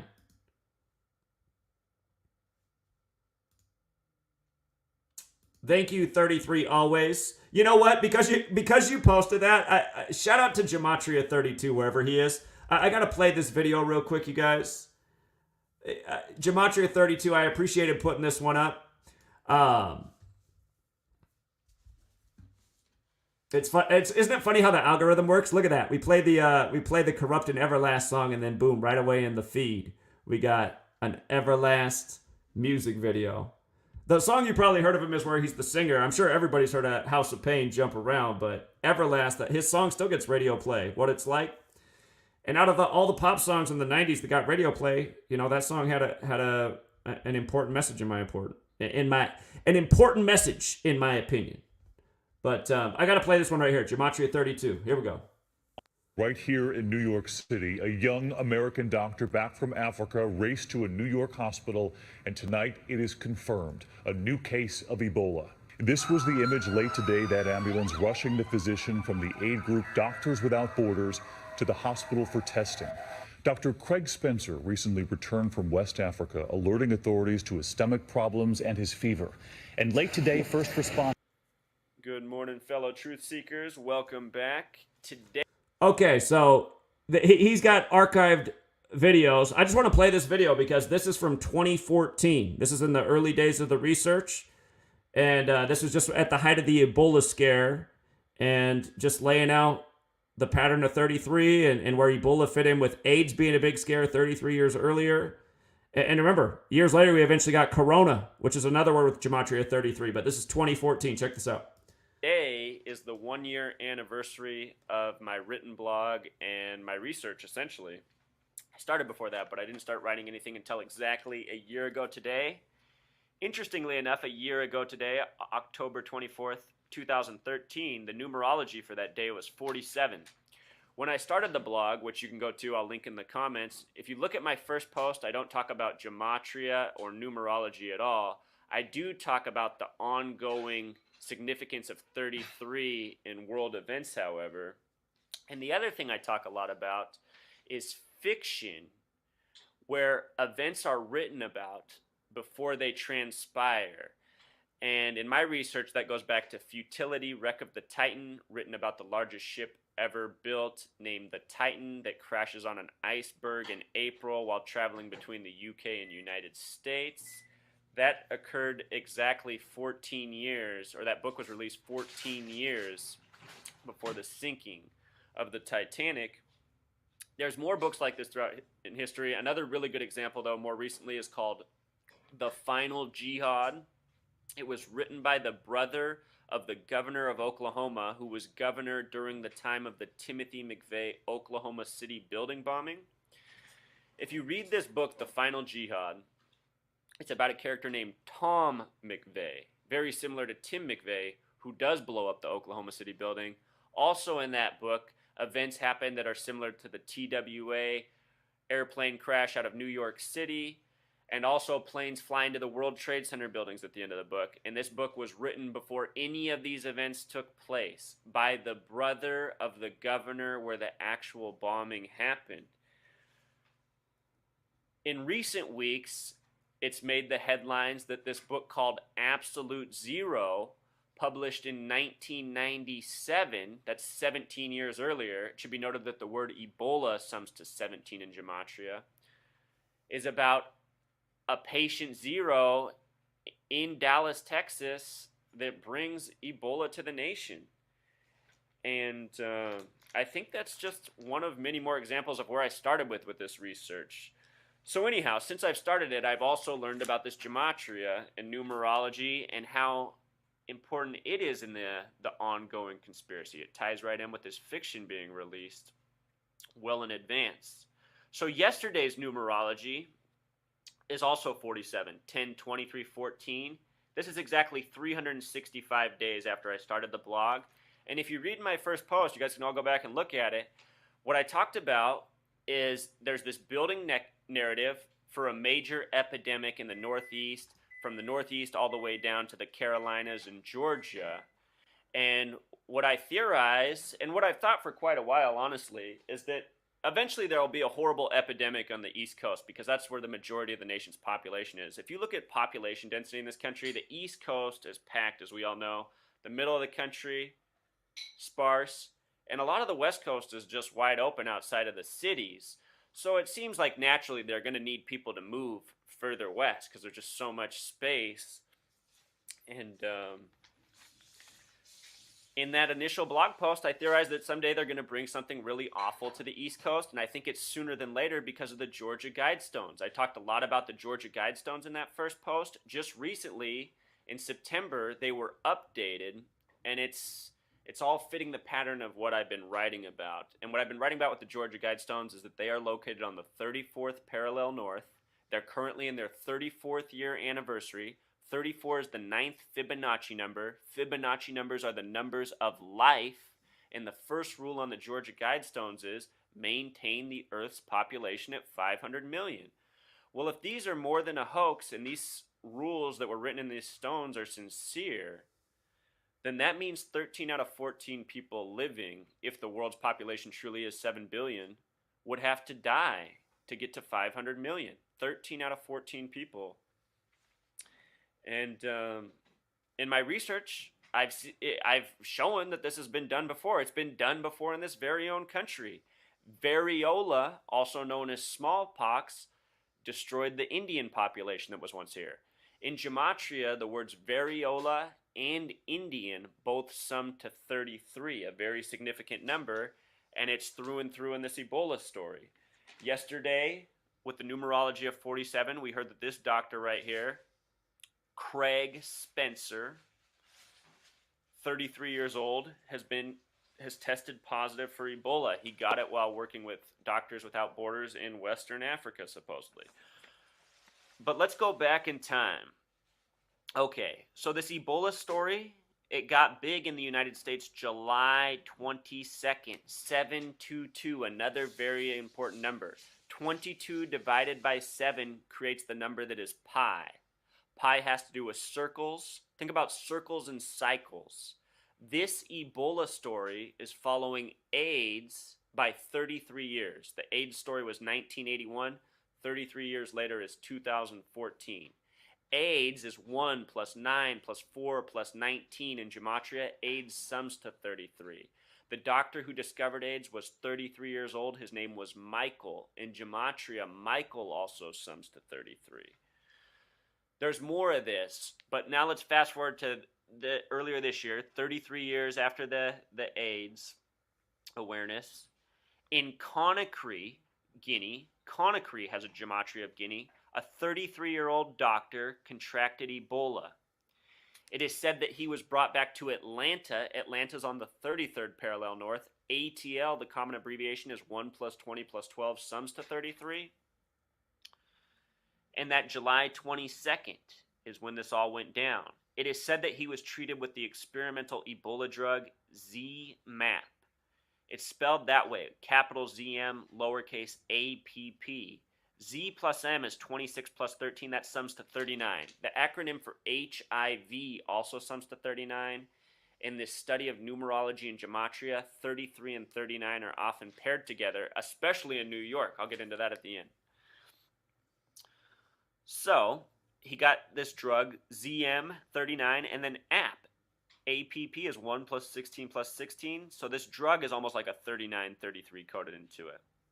Since that, an NBC cameraman has contracted Ebola. He was also 33 years old. Just 2 days earlier, they said he's Ebola-free. The drug worked on him also. The gematria of the word cameraman also happens to be 33. It should be noted that the number 33 ties in with 311 and 113. The words mainstream and the word green screen both sum to 113. 11 times 3 is 33. I don't think any of this stuff's an accident. And then yesterday, again, 33-year-old doctor is said to have had Ebola. This morning, the details. When they give us these details, you guys have to think about why they're really giving us this information. They said he went on a 3-mile run through New York City while he was contagious. They said he went bowling. Essentially, just imagine running through New York City, going out to the bowling alley. Think of all the people that could have potentially contracted Ebola, right? Just based on these details. And then if you read about Ebola, it says it takes up to 3 weeks before it shows symptoms. So you know what they're doing? They're just building the narrative for the massive viral outbreak. I expect at some point, one day, the news is just going to come on and say, oh, today we found out there's this story here, there's this case here, there's this case there, there's this case here. Could this be the outbreak? And I think eventually they are going to hit us with an outbreak. I don't know if it's going to happen in the next month or in the next few years, but I'd be surprised if it was any longer than 2017. Remember, the word Ebola sums to 17. I speculate that by the year 17, this Ebola will be a lot bigger. So anyway, there it was, all the 33, from AIDS to Ebola to so much more. It's not just those two things, you guys. You know, the pink ribbons for the breast cancer? Go to Wikipedia and look up the charity and see what age the woman was who contracted breast cancer to start the charity. She was 33 years old. Her name was Susan Goodman. The name Susan in Gematria sums to 74, the reverse of 47. The name Goodman sums to 33. What else? Also, it should be noted that Ron Klain, our new Ebola czar, his first and last name both sum to 47, Ron and Klain. And his birthday is August 8th, 1961. The 8/8's curious, but if you sum it up, 8 plus 8 plus 1 plus 9 plus 6 plus 1, it sums to 33. And then the other way to get the numerology of a date is where you'd write it out 8/8/61. 8 plus 8 plus 61 sums to 77. So he has some very special life numbers. And that's the crux of this update, you guys. Please go back and read and watch my older blog posts too. It's all really important. If this is new information to you, you got a lot to learn. If you learn about this, I promise you your understanding of the world is going to be a lot greater. Okay, so thank you to Gematria32 for uploading that. Obviously, the Ebola thing, it didn't end up being 2017, and it ended up being Corona, another 33, in 2020, which was about 6 years after. But if you remember, from that point up through Corona, there were a lot of scares that came, Zika, just a number of different things. They were even trying to get us with what? What was it the other year? Monkeypox? Here, let me go back and pull up the monkeypox, if that's what it was. Was it monkeypox?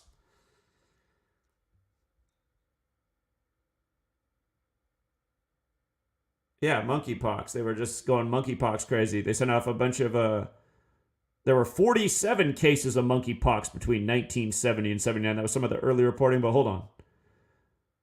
God, I didn't realize I had this many. Hold on. No, it was the first case of monkeypox in children. 201 confirmed cases of monkeypox on George Orwell's birthday. Go figure. Hold on. I got to go back to the original monkeypox thing. Here it is. Monkeypox became the focus of the news May 18th. This is the day I was getting on the plane for Buffalo to go educate about them what had just happened with the shooting on Israel's 74th birthday. But I guess I didn't take the screenshots, but it was May 18th, the 138th day of the year. Monkeypox, 138, most simple. And again, big federal number. Federal's 138. Donald Trump's 138. Remember when the Nationals won the World Series? It was 138 days after Trump's birthday, and the manager was Dave Martinez. But yeah, just again, I mean, go through all these things, what they've done. Zika is 47. And hold on, was Zika... Let me see if it's right. I think it was discovered in 47. Zika infection, earliest discovery, 1947. You know what I mean? So again, they've just been introducing all these things to us over the years. And again, my point is, if they got plans to make the Georgia Guidestones come true, again, hopefully it never happens. But the point is, if they do have plans to make the Georgia Guidestones come true and limit the Earth's population to 500 million. Remember, our militaries have been in researching infectious disease, spread of disease through mosquitoes, all kinds of things for a very long time. Walter Reed and beyond. And yeah, it's not out of the question. Remember how genocide equals 44? So does Georgia. The Georgia Guidestones just turned 44 this year on March 22nd. The last rule on there is be not a cancer on the earth. Cancer's 44. That same day, Kate from the royal family said she had cancer. And again, chemo's also 44 and kills 44. And again, they say cancer's rapidly spreading. And Pfizer, did a lot of experiments on people. And then Pfizer bought Seagen on the anniversary of the COVID shot going live, December 14th, the anniversary of the shooting at Sandy Hook in Connecticut.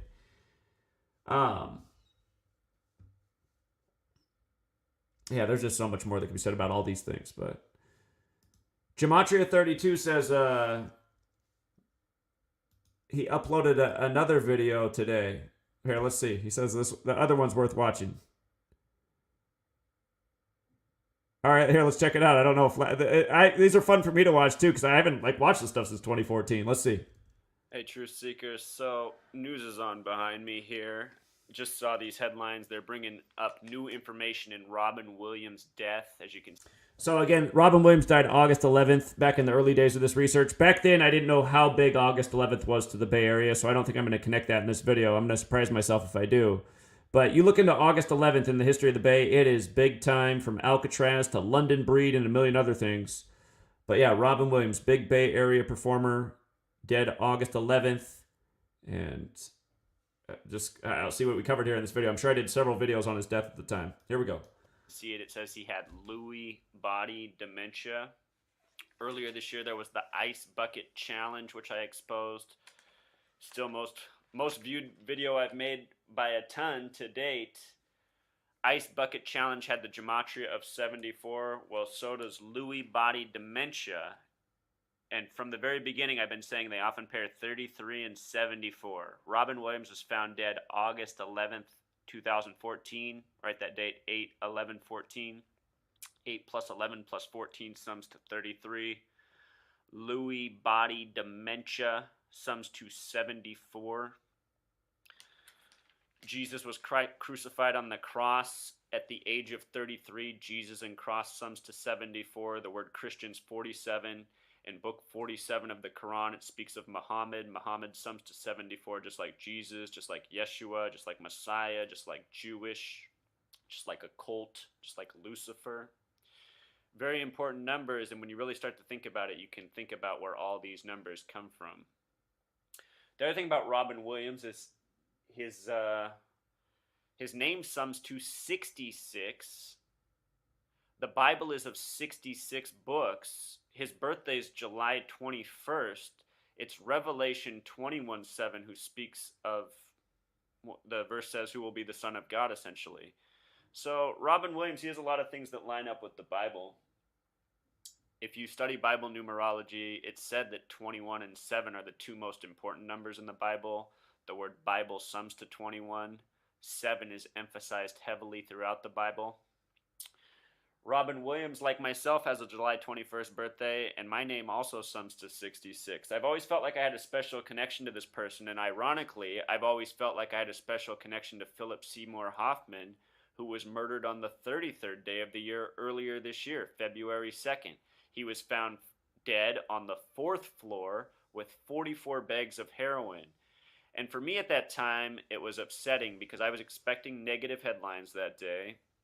And I noticed how the first reporting of Philip Seymour Hoffman across every outlet that first day emphasized that he died on the 4th floor.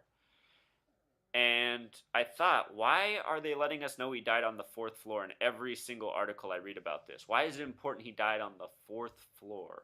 In the Bible, book 4 is titled Numbers. In numerology, 4 is the number of foundation. The next day, a detail came out from the police department that he had 44 bags of heroin on him. 44 bags of heroin. Who has 44 bags of heroin is the question. Who would carry that many? I mean, does that even make sense? 44 in Gematria is what the word kill sums to. And of course, we were talking about the death of Philip Seymour Hoffman. So again, you guys, they just keep coding these numbers on people left and right. It's not just actors, it's scientists, it's politicians, it's athletes. On September 11th, somebody just died of ALS at the age of 42. Orlando Thomas, who his whole career wore the number 42, the meaning of life number. This stuff's not going to stop until we stop it, people. And the only way we're going to stop it is by waking up to what's really going on in this world. And what's really going on is we are ruled by a ruthless gang of thugs who are legit killers.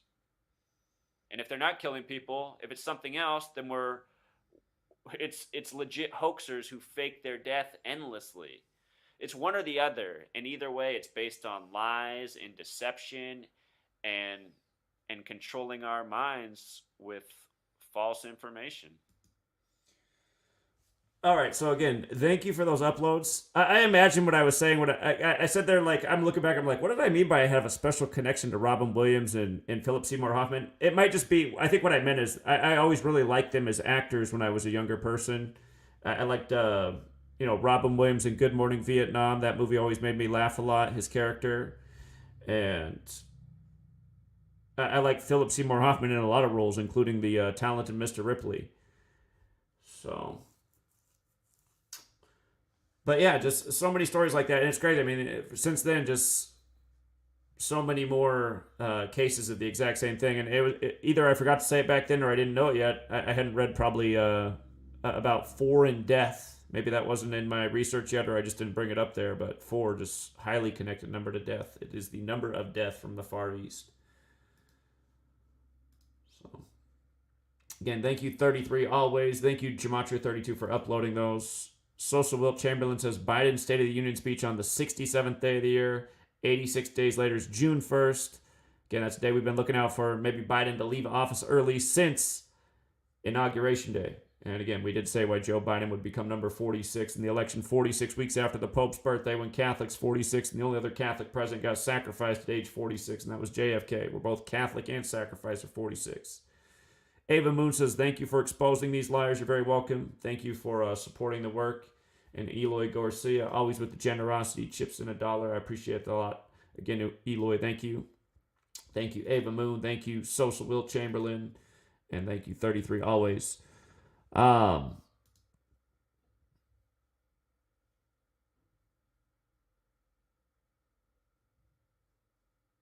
Yeah, if you guys watch all my old content from back then, if there was a way to see it, you'll see, like, I mean, we've been on the same message the whole time about how they're using this code and they're taking us to a bad place, and it's going to continue to go on until people wake up and stop it, or it gets too late and we can't stop anymore because we're past the point of no return.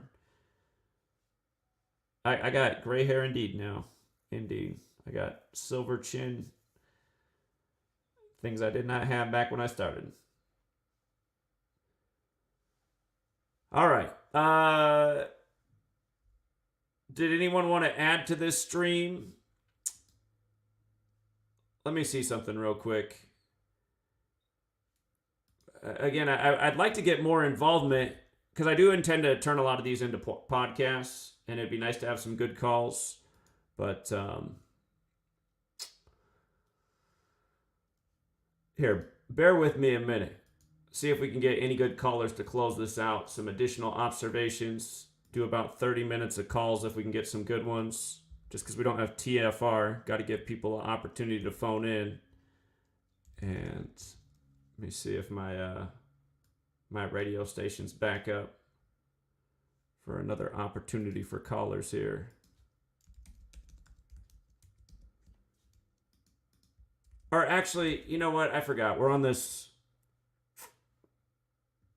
Or no, I think we can get it to work. Here, it's going to take about a minute. Stand by, and we'll have a call board up. Hopefully.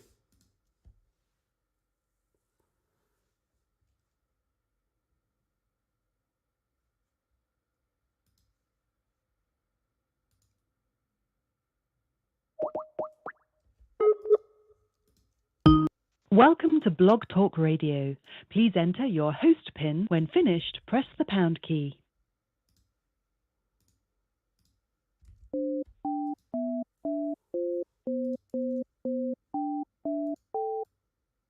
To start your show now, press 1. To hear important instructions. Your show is scheduled to start in 14 seconds. All right, we got a call board, and it's on a countdown right now. We are sorry, but we're experiencing a problem with our system. Oh, Please snap. try your call again later or report a problem through the Blog Never Talk mind. Radio webpage. Never mind. To start your show now, press 1. Hold on. To hear important instructions, press 2. Since I advertised the call in, and that's not going to work, we'll go to the backup plan. All right, hold on here while I switch audio settings around.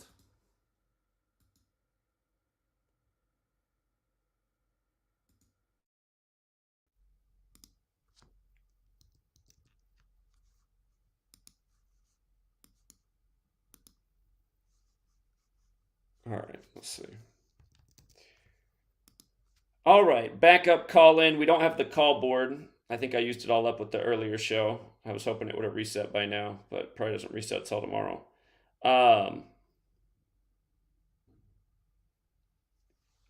If you got something to add into what we're talking about, and again, that would be anything that I brought up in the stream. That's what the subject is. If your call should relate to something I talked about in this stream, which is a diversity of topics. So it shouldn't be too hard to be on point.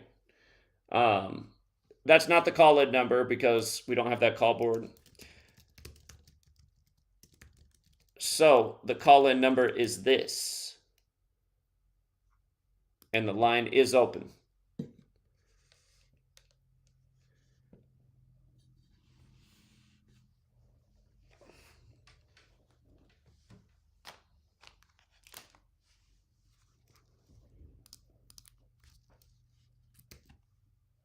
And again, let's get back up on the slide here.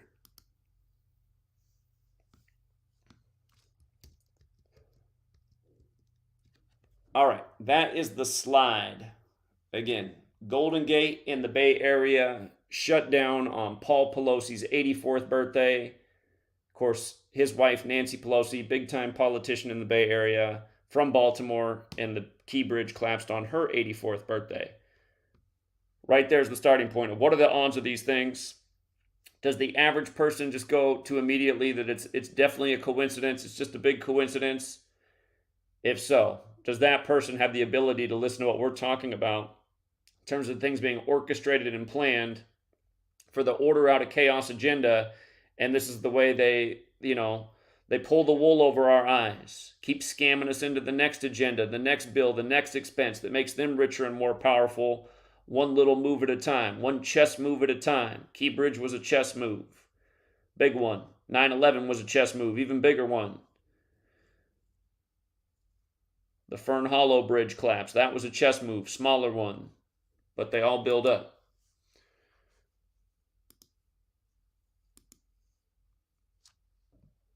All right, so far we don't have any calls, so maybe we don't have anybody that wants to add on.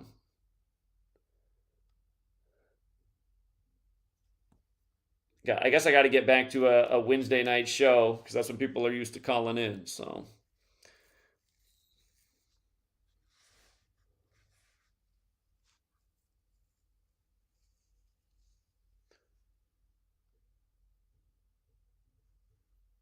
That's the old house, Gematria 32. There were a lot of sirens. There were a lot of sirens in that neighborhood. Indeed, there was. It wasn't the hood, though. It was not the hood, but yeah, there were a lot of sirens over there. There's a lot worse places to be.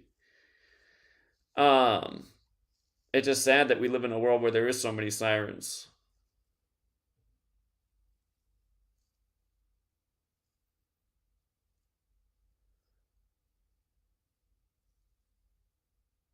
All right, well, somehow, some way, we don't have any calls. We don't have any calls. Here, I'll maybe somebody doesn't want to call in. Maybe somebody wants to join the link, so I'll drop the link in the chat too. But yeah, I just want to make sure we don't have any more thoughts to be added to this presentation before we wrap it up.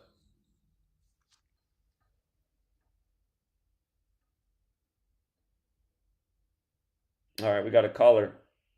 Hello? Hi, Zach. Found you 11 years ago. This is old man Loogie Trebuchet. Before I die, I just want to say thanks for what you've done. Well, I appreciate you being here all these years. I hope you're nowhere near dying. What's that? You said before you die, isn't that what you just said? I said I hope you're nowhere near dying. Well, I'm 70. I had a stroke a couple of years ago. One thing I want to say about those two towers on Mill Avenue is they were going to use an anniversary ritual every year on that corner to celebrate. You know that? Down by the Sun Devils campus?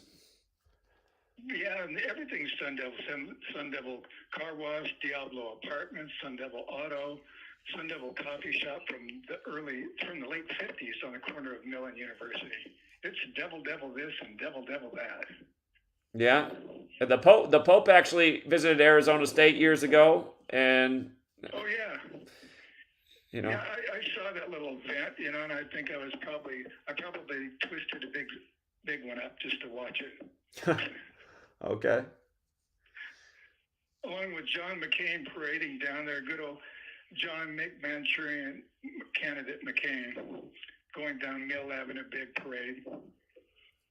But I just want to point out that, yeah, if they had those two towers, either the 20-story or the 13-story, they were going to have an anniversary ritual there every year on the 11th.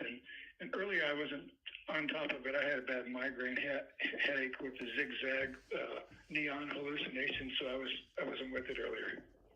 I see. You know, I'm old. You know, I'm suffering accelerated decrepitude.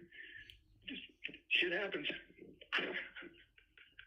Well, I'm glad you're still hanging in there. Keep a positive mindset. Remember, the first rule of Hermeticism is everything is mental. So if you think you're going to live long, I'm sure you will live longer. Well, it's just, you know, I opposed the Vietnam War on ASU campus in front of Old Main, which is way up tall.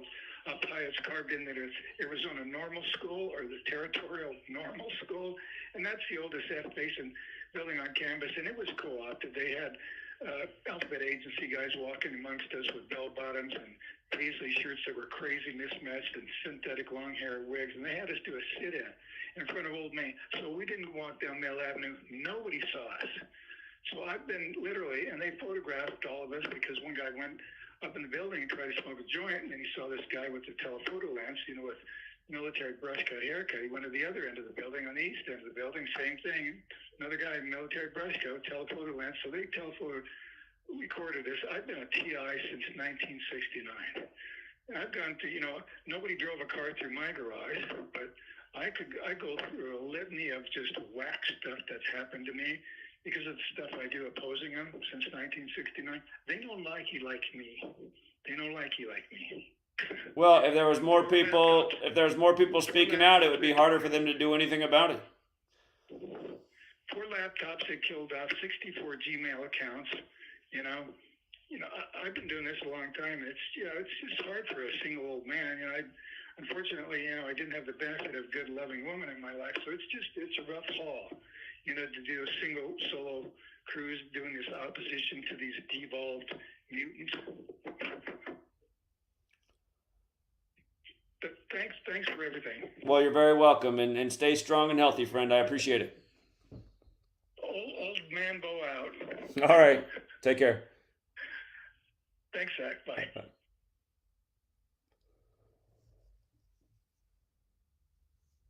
All right. Well, we got one call in. Maybe we don't have any more calls. I got to wrap this up, though, pretty soon and start making dinner for Sweet Lady. Got to keep Sweet Lady happy.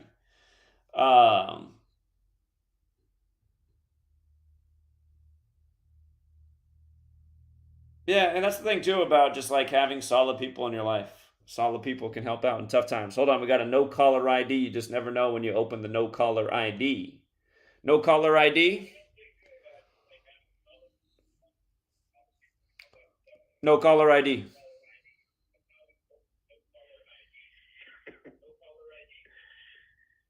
Hey, Zach. Yeah? Hello? Hello? Yeah, sorry. Let me turn off my television here. How you doing, buddy? I'm doing all right. Can't believe I'm talking to you, man. Like 1 second I'm looking at your show and nobody's calling in. I'm like, maybe it's my time to call in. There you go. It was. I'm looking at it and I'm like, wow, like there should be more people calling in. But I guess not, And I guess my question to you is basically, what do you do when, people around you don't even have like any common sense? And I'm not trying to come off as like some kind of brainiac or I got everything figured out, but it's like, trying to explain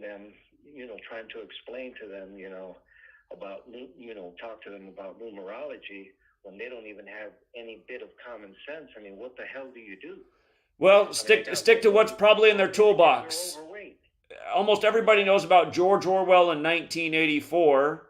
So maybe you could just point out this thing about these bridge rituals with Pelosi and her husband in 84, and then maybe get into George Orwell's 1984. Could there be a greater meaning to that number? Is there a reason Anthony Fauci was the head of NIH since 1984 until he rode off into the sunset in the time of the pandemic? That was his biggest moment in his career, that was also heavily connected to HIV and AIDS, and his debate with Kerry Mullis that never happened, as Kerry Mullis dies right before the pandemic goes down.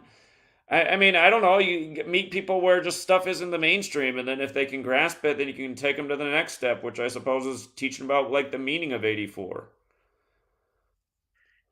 I mean, it's like, I'm in the city, I'm in a major city, and it's like, there's no, man, I'm just so frustrated because, look, man, I'm not, I don't consider myself smart, but I got some common sense, and it's just very frustrating, It's like I barely got any friends, I got one friend, he's overweight, wife's overweight, all the kids are overweight, but when I try to give him a little bit of advice, because I don't have, I'm pretty much in shape, and I try to give him advice, and it's like, well, they didn't grow up eating like that. I'm like, well, who the hell fed them?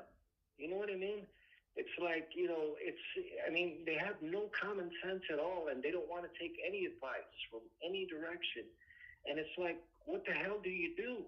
I mean, numerology takes a little bit of figuring out, and everything you're saying it makes sense. It's right on the money. But again, what do you do with people that don't even have the slightest bit of common sense? I mean, I could show them, like you said, I could talk about 1984 and show them the simple things. But when I walk into his apartment, a certain buddy of mine, he's got CNN going, and he knows how I feel about CNN. Sometimes I wonder if he's antagonizing me, because he's not from here. You know what I mean? He's not, American per se. And sometimes I wonder if he does it on purpose. Sure, people are that way, passive aggressive, just trying. I know, man. It is that kind of world. It's annoying. It's just like, if my mom, she's out there listening right now. She always wants to call and tell me about the latest episode of The High Wire, and I tell her, Mom, please call after 1 p.m. and I'll listen all day. But she always wants to call in the morning when she knows I'm doing like my hardest, most focused work, and she'll never call me at any other time other than right early in the morning. And I know she does it to antagonize. And sadly, I mean, just a lot of people are that way. My own mother's that way, so. Yeah, that's the world we live in. Yeah, and it, it really sucks, And look, man, I want to join the Patreon and stuff like that. And, I see what you're talking about, sports and stuff like that, but I'm not a gambling dude, I've never been, and I'm kind of like, a little bit on the fence, should I, shouldn't I? I mean, $11 a month is nothing, and the work that you're doing is, it's priceless, dude. Here's my advice. So if you don't like gambling, I would not start gambling because it can also be a headache. And again, I wish that wasn't even really a component of my thing. But the point of my work is to wake up people, and it's the sports thing that's really woken up more people than anyone else because you have to meet the masses where they're at. And the only value most people see in the work is to pay for my sports content. So for people who weren't here from 2013 to 2018, anything I did in the world of sports was out there for free. But I put a little monetization to it in September of 2018 after I exhausted my own savings from speaking out for 5 years for, you could ultimately say, the goodness in my heart. I wasn't doing it for any resource. I was doing it to try and get a message out to change the world because I saw something ugly coming. And, to continue doing it in September 2018, monetized the sports information, but not for a high price. I mean, I made it for $5 a month, which was a super good deal. But yeah, if you don't like gambling, just stay away from gambling. I mean, so. I mean, I don't have anything against it. I just never have, but, I want to thank you, too, for also waking me up to all this bullshit, man. I don't know if I can say that on YouTube. Dude, this is like my first call, ever to anybody. On YouTube, so I'm a little bit nervous, so excuse me if I'm all over the place here, but, I'm kind of excited, but I'm kind of wow,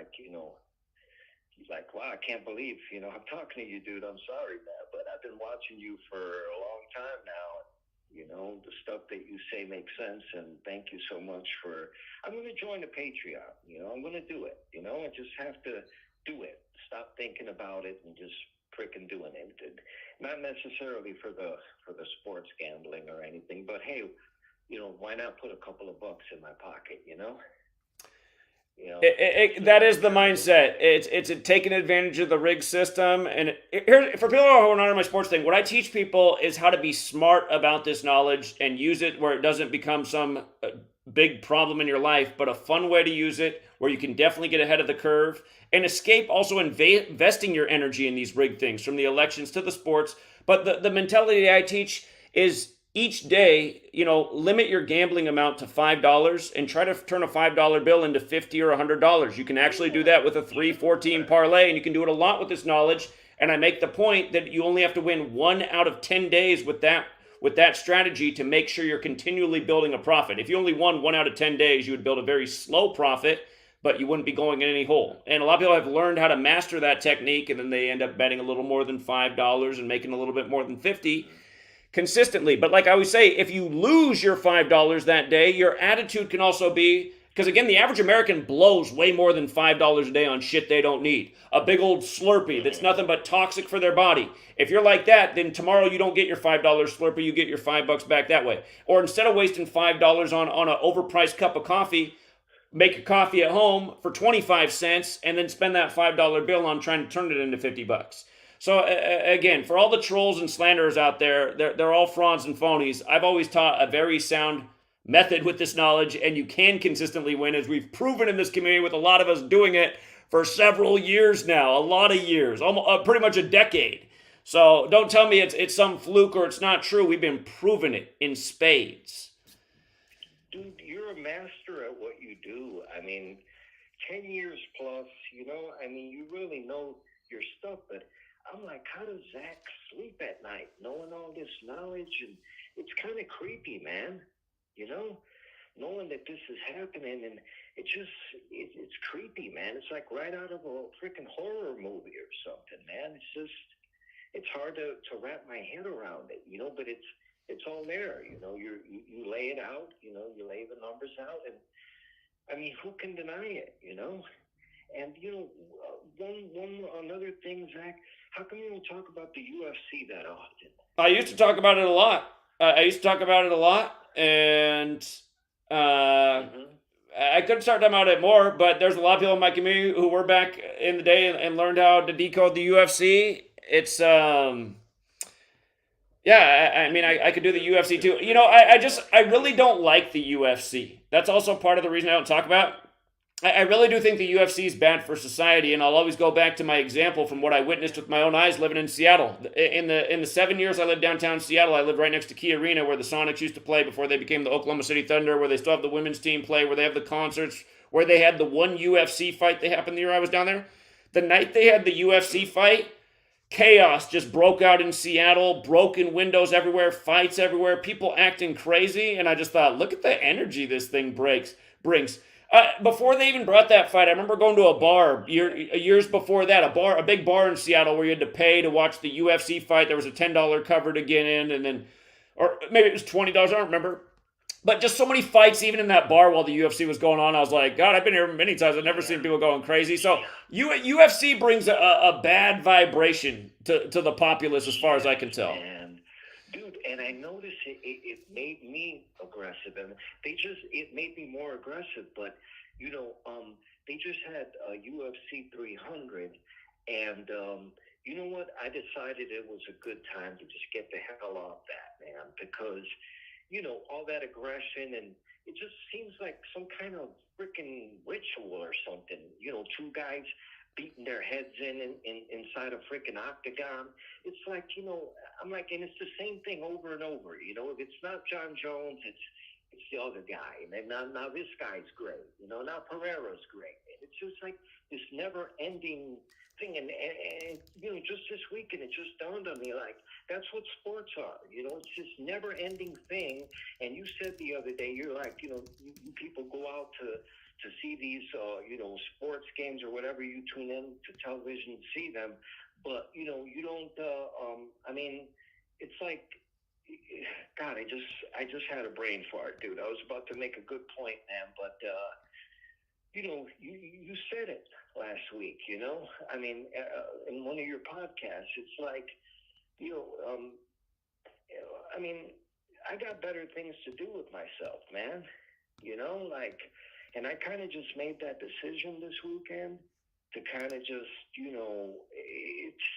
it's a never-ending, like putting a carrot on a stick, and we're just following, it's never-ending. Oh, now I know what you said. You said that most people, they root for these teams, and nobody from their city is on the team. Exactly. And that just opened my eyes even more, man, and don't think people aren't listening to what you're saying, dude, I mean, it's like some people are probably nervous to call in, or, like I can't believe I called in, but, I mean, what the hell, shit, man, everything's going to hell, man. I don't know what we're going to do, because people don't even have the slightest common sense, man. Let alone do a little bit of math and some, adding like you're doing. I mean, Jesus, it's like, I don't know what we're going to do, man. It's, but I wrote down the name of that movie. I'm always looking for a good movie, that movie you mentioned, Cabin in the Woods. I'd seen it, promoted in the past, but I didn't realize, what it was about, but I wrote that down. Do you have any other good movies you could recommend? I always say the must-watch movies in terms of just what's going on in the world and where they put major clues in Hollywood. And understand, there's probably more that I don't know about, but I always say you got to watch the movie Knowing with Nicolas Cage. That one's huge. They Live, of course. Wag the Dog. Wag the Dog is essential viewing. Wag the Dog might be the most important one. Wag the Dog might be at the top of the list. And just the way that movie ends, too. Have you seen Wag the Dog? No, and I never would have. It would have never even entered my radar. I mean, a movie Wag the Dog. Why would For people who have to know what Wag the Dog's about, that movie came out while Bill Clinton was in office, and what the movie's about is a president has sex with a very young person, and it's becoming the news, and it's re-election time. Here's how young of a person the president has sex with. The president had sex with a Girl Scout cookie salesman who was 12 years old. So this is the premise of the movie. The president had sex with this 12-year-old girl, and he has to win re-election, and they have to cover up this news story. So they bring in Robert De Niro he's the mastermind from Hollywood that knows how to control the people and control the narrative. So he's going to start a war. He's going to create a war only on television, because you have to re-elect a wartime president even if he had sex with a 12-year-old girl. So this happened back when Trump, yeah, might as well be because it was Trump versus Clinton's wife, but it was Clinton and Monica Lewinsky, and then remember how we got the wars in like Kosovo and Bosnia? And what's funny is in Wag the Dog, they start the war in the same region of the world. And there's so many things in that movie that are important to pick up on what they do, because you don't think it's just a comedy and a joke. But there's literally like government, agents that are creating false history and putting it in the National Archive to build this false story throughout history. They had to build up all this false stuff for the present moment based on false history that's now in the National Archive. They could say, what do you mean it's false history? There it is in the National Archive. There's so many jokes in this movie. But at the end, the guy who they get to direct the whole thing, he wants his clout in the news, and he wants the world to know that he did this propaganda campaign for the government and for the re-election, and then the CIA just kills him. And but yeah, there's just so many little. I mean, I pretty much just ruined the whole movie. But if you watch it, you'll realize like it's just. Yeah, so Wag the Dog, Knowing, you got to watch Knowing. It's about how once he figures out the number code, he's an MIT math professor. Once he figures out this number code, he realizes that all of these events have been orchestrated by a number code for the last century. It's like, oh my God. So that's Knowing. And They Live, of course, is the movie that's really goofy, but if you're trying to wake people up, you'll get the joke. Like there's the forever long fight between Roddy Piper and his co-star. Roddy Piper. Now, let me. I'm sorry to interrupt you, Zach, but I'm a big fan of They Live, and because of you, I have a total new.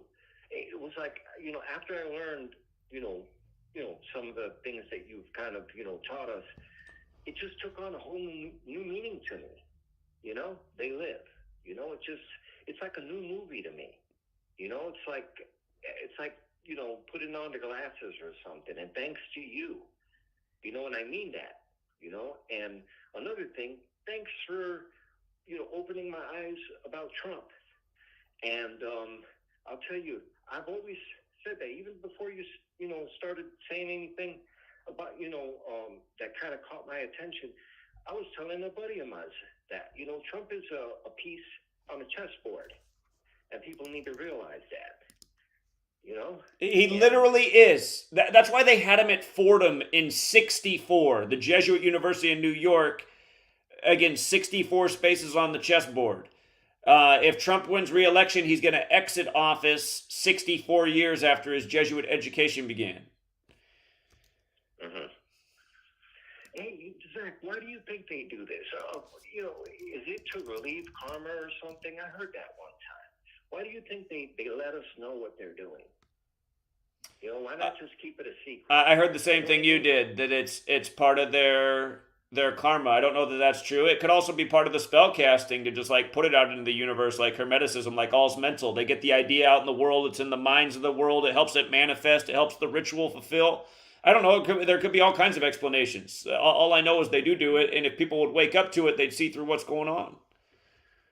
Yeah, but Zach, what I'm saying is, look, man, when you do somebody wrong, most likely karma's going to come back around and bite you. I mean, it's happened to me. It's happened to a lot of people.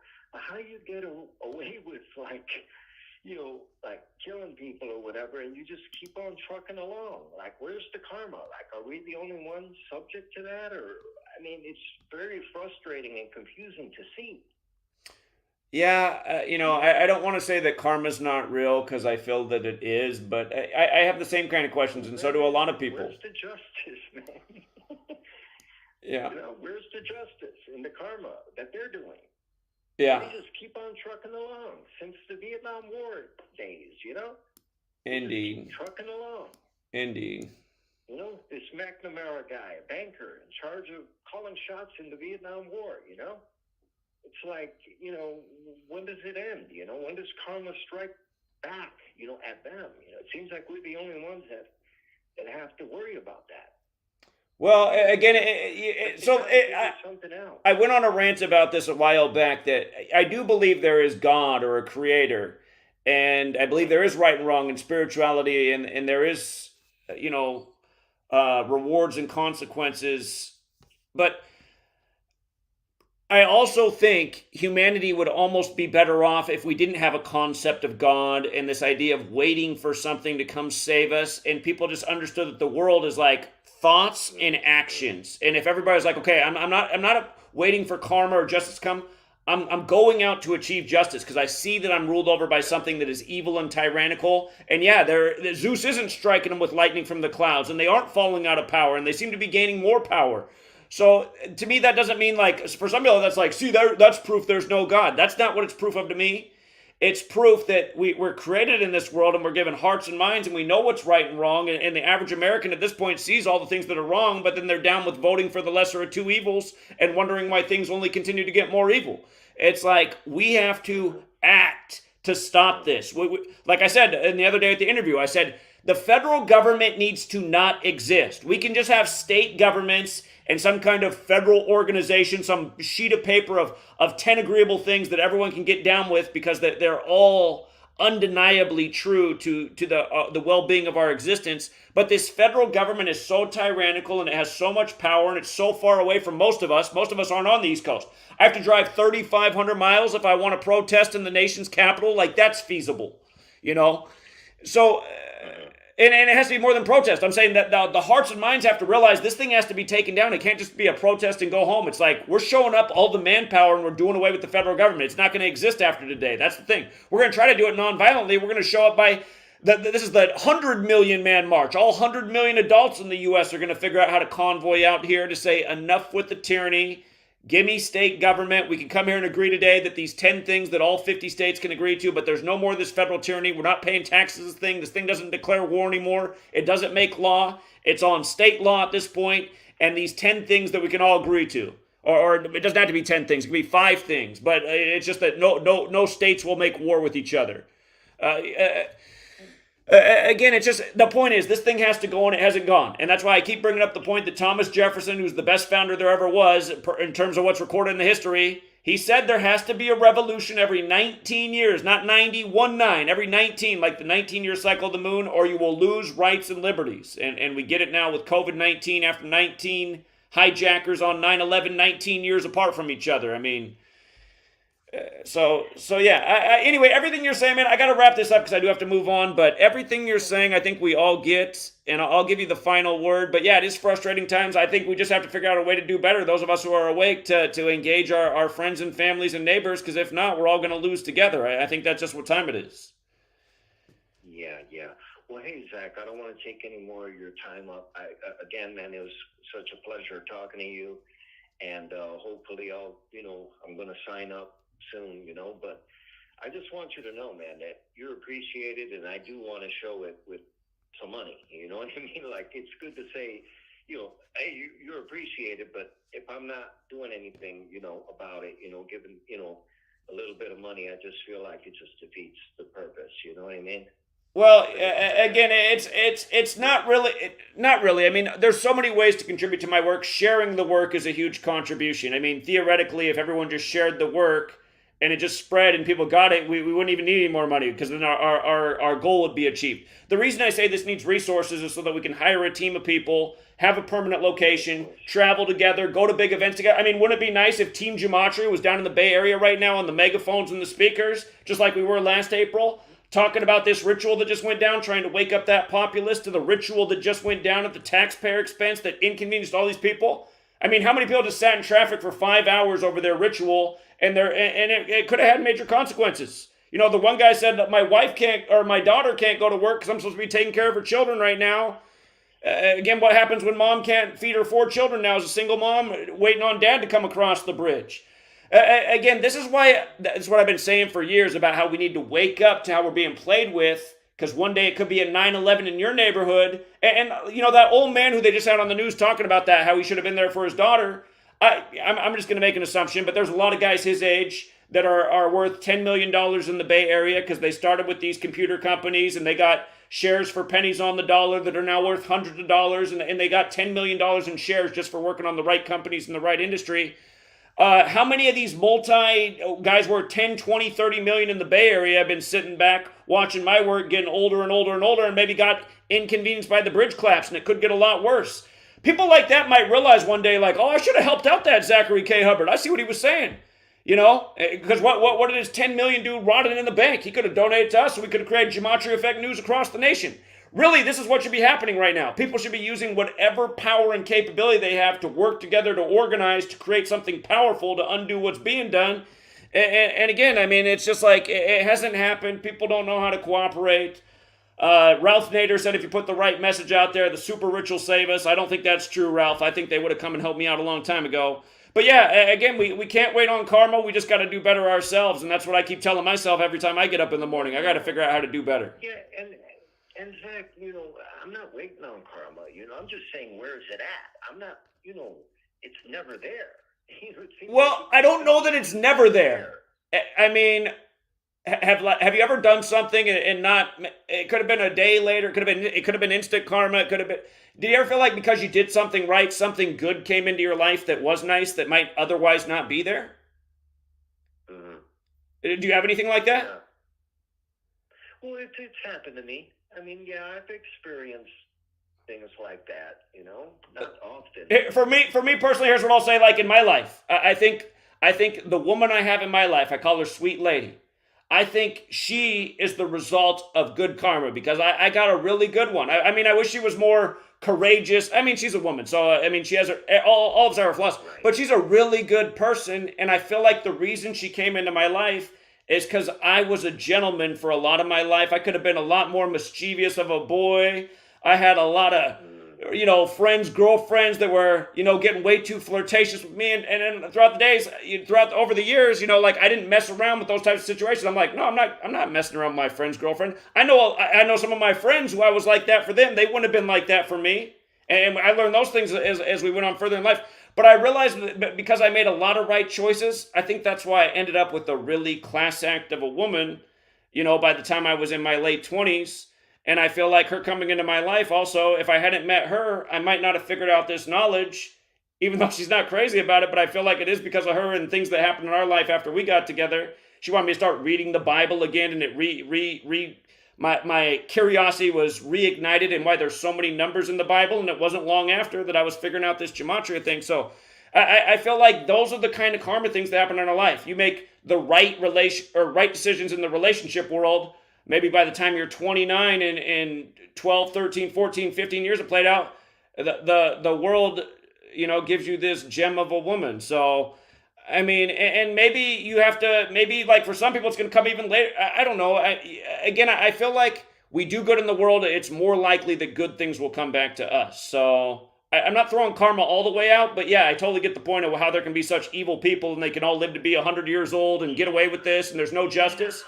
That's what I'm saying, you know. My mom just passed away 2 years ago, and, you know, here's Pelosi, you know, who knows? She's probably 90 years old, you know. We don't know. I know that they're lying about their age, that's for sure. You know? I mean, why wouldn't they, you know? Like, to just appeal to the younger crowd, you know? Yeah, I hear it. A 25-year-old will get more votes than an 85-year-old would, you know? Exactly. But hey, man, I don't want to take up more of your time. Maybe I'll call back some other time. But dude, I appreciate you so much. And one more thing, that they lived is about gematria, right? It's like words with double meaning, right? They live, we sleep. The motto of the film equals 74, like gematria, like English, like energy. Absolutely. You run it the other way. That movie came out in 88, energy 88. The other side of the code. It reminded me of what you're teaching is, like when Roddy Piper puts on the glasses and he sees double meanings. You know what I mean? Like something looks regular, but as soon as he puts the glasses on, it means like obey your master or whatever. That's gematria. Right? I'd already seen that movie before I learned gematria. When I found gematria, I thought, this is like the Roddy Piper They Live glasses. And then you guys, lo and behold, Roddy Piper, that movie came out 201 days after his birthday. He tweeted on the Jesuit anniversary recognition date, September 27th. That was the day he put out the tweet that They Live as a documentary. And then he ended up dying on Ignatius Loyola's birthday prematurely. I don't think any of that's an accident. And again, that movie begins with a street mural of a vaccine in L.A. And again, 201, like Event 201. What's that? I must have missed that. Yeah, go back. It's the opening of the movie. The camera's at the beginning of the movie. The camera's just sitting there on the underpass with the graffiti of the mural. And the next thing you know, it shows Roddy Piper walking down along the tracks. He's looking for the men's home to get a job. But yeah, the camera's sitting right there on a street mural of a vaccine. Go back and watch it. Okay, will do. All right. Thanks, man. Thanks for your time, dude. And again, much appreciated, bro. You're much appreciated. All right. Thank you so much. Yeah, appreciate the call. Thank you. Thank you. Bye. Okay. All right. I do gotta. Hold on.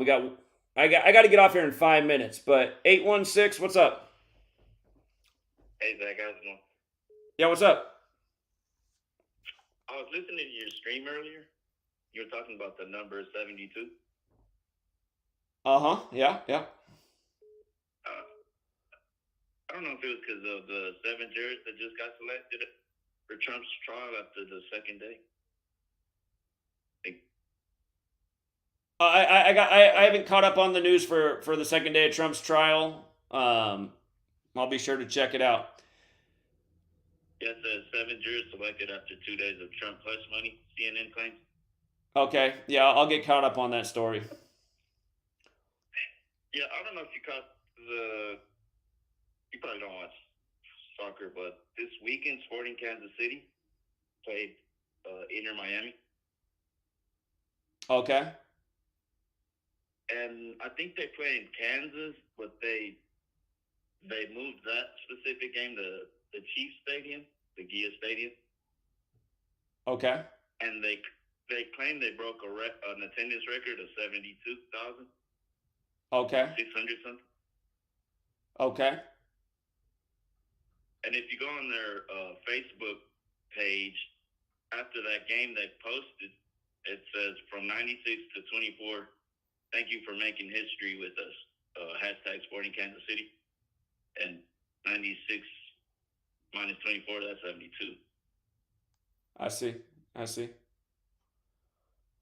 And they actually used to play at the Chiefs Stadium. Arrowhead Stadium is 72, like Patrick Mahomes Jr., yeah. It's a big Jesuit number, 72. Yeah, the Sporting Kansas City used to have their season games there until 2007, I think was the last year. I see. So that's 2 and 7. For 27. Yeah. I see. All right.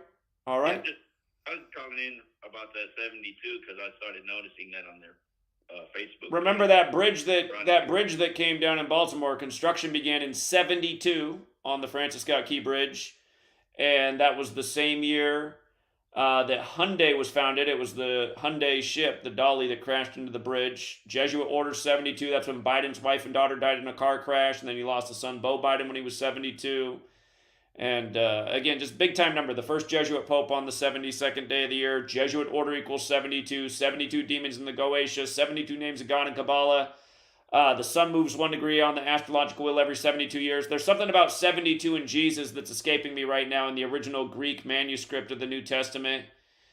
But anyway, I appreciate it, man. Thanks for the call. Oh, no problem, man. Yeah, see it. You guys see this post from 2015? Trump, what is it about this guy? From that day up to now, we've been documenting all the 88s with Trump. That headline, what is it about this guy, equals 88. It's like Trump, like how Oprah asked him in 88 if you want to be president, like what they just did on his golf course with the mega quake, 88 weeks from the first pro tournament there. 402? 402? Hello? Hello? Hey, Zach, what's going on, man? Yeah, what's up? I don't really know what the topic of today is. Okay, I got to get off there, man. I got to get off. All right, then. Whatever. What's the... All right, make the point real quick. I just said call in if you know something that related to the show. So, go ahead. Real quick, though. I got to get off. It's all good, brother. It'll take more than a second, man. No hard feelings. Okay. All right, thank you.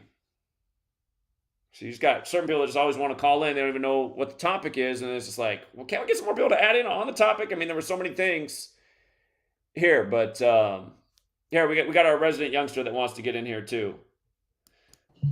Hey, Zach. What's up, yeah, what's up? Oh, wait. Is there an... I hear an echo. Let me fix it. Okay. Yeah, now I think I can hear you. So on the topic of that older video that Gematria32 posted, that's actually from a channel called allfortruth.com, and it's there's like 200 of your videos from like 2013 to 14. Here, I just posted it in the chat. And I also just re-uploaded a video on my channel from it. It's about the O.J. Simpson psyops. Was anyone even murdered? I just uploaded it 15 minutes ago. But yeah, I found the channel a couple days ago, posted it on Free to Find Truth. And there's a lot of old videos on there. There's stuff about Russia, Ukraine. I just posted that right here in the private chat too. And this stuff's from 2014. And I wanted to add in that for people to try and find. I think I just pasted the comment of the link to that channel. But yeah, there's a lot of older videos people can go and watch.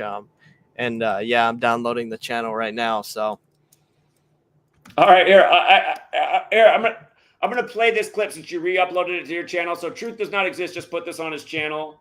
Just talking about OJ many years ago. I mean, it's probably from 2014, 15, yeah, somewhere around there. So here, I got to switch the audio setting, otherwise people won't hear it, and you can't. It'll make you echo. So here, I'll play this.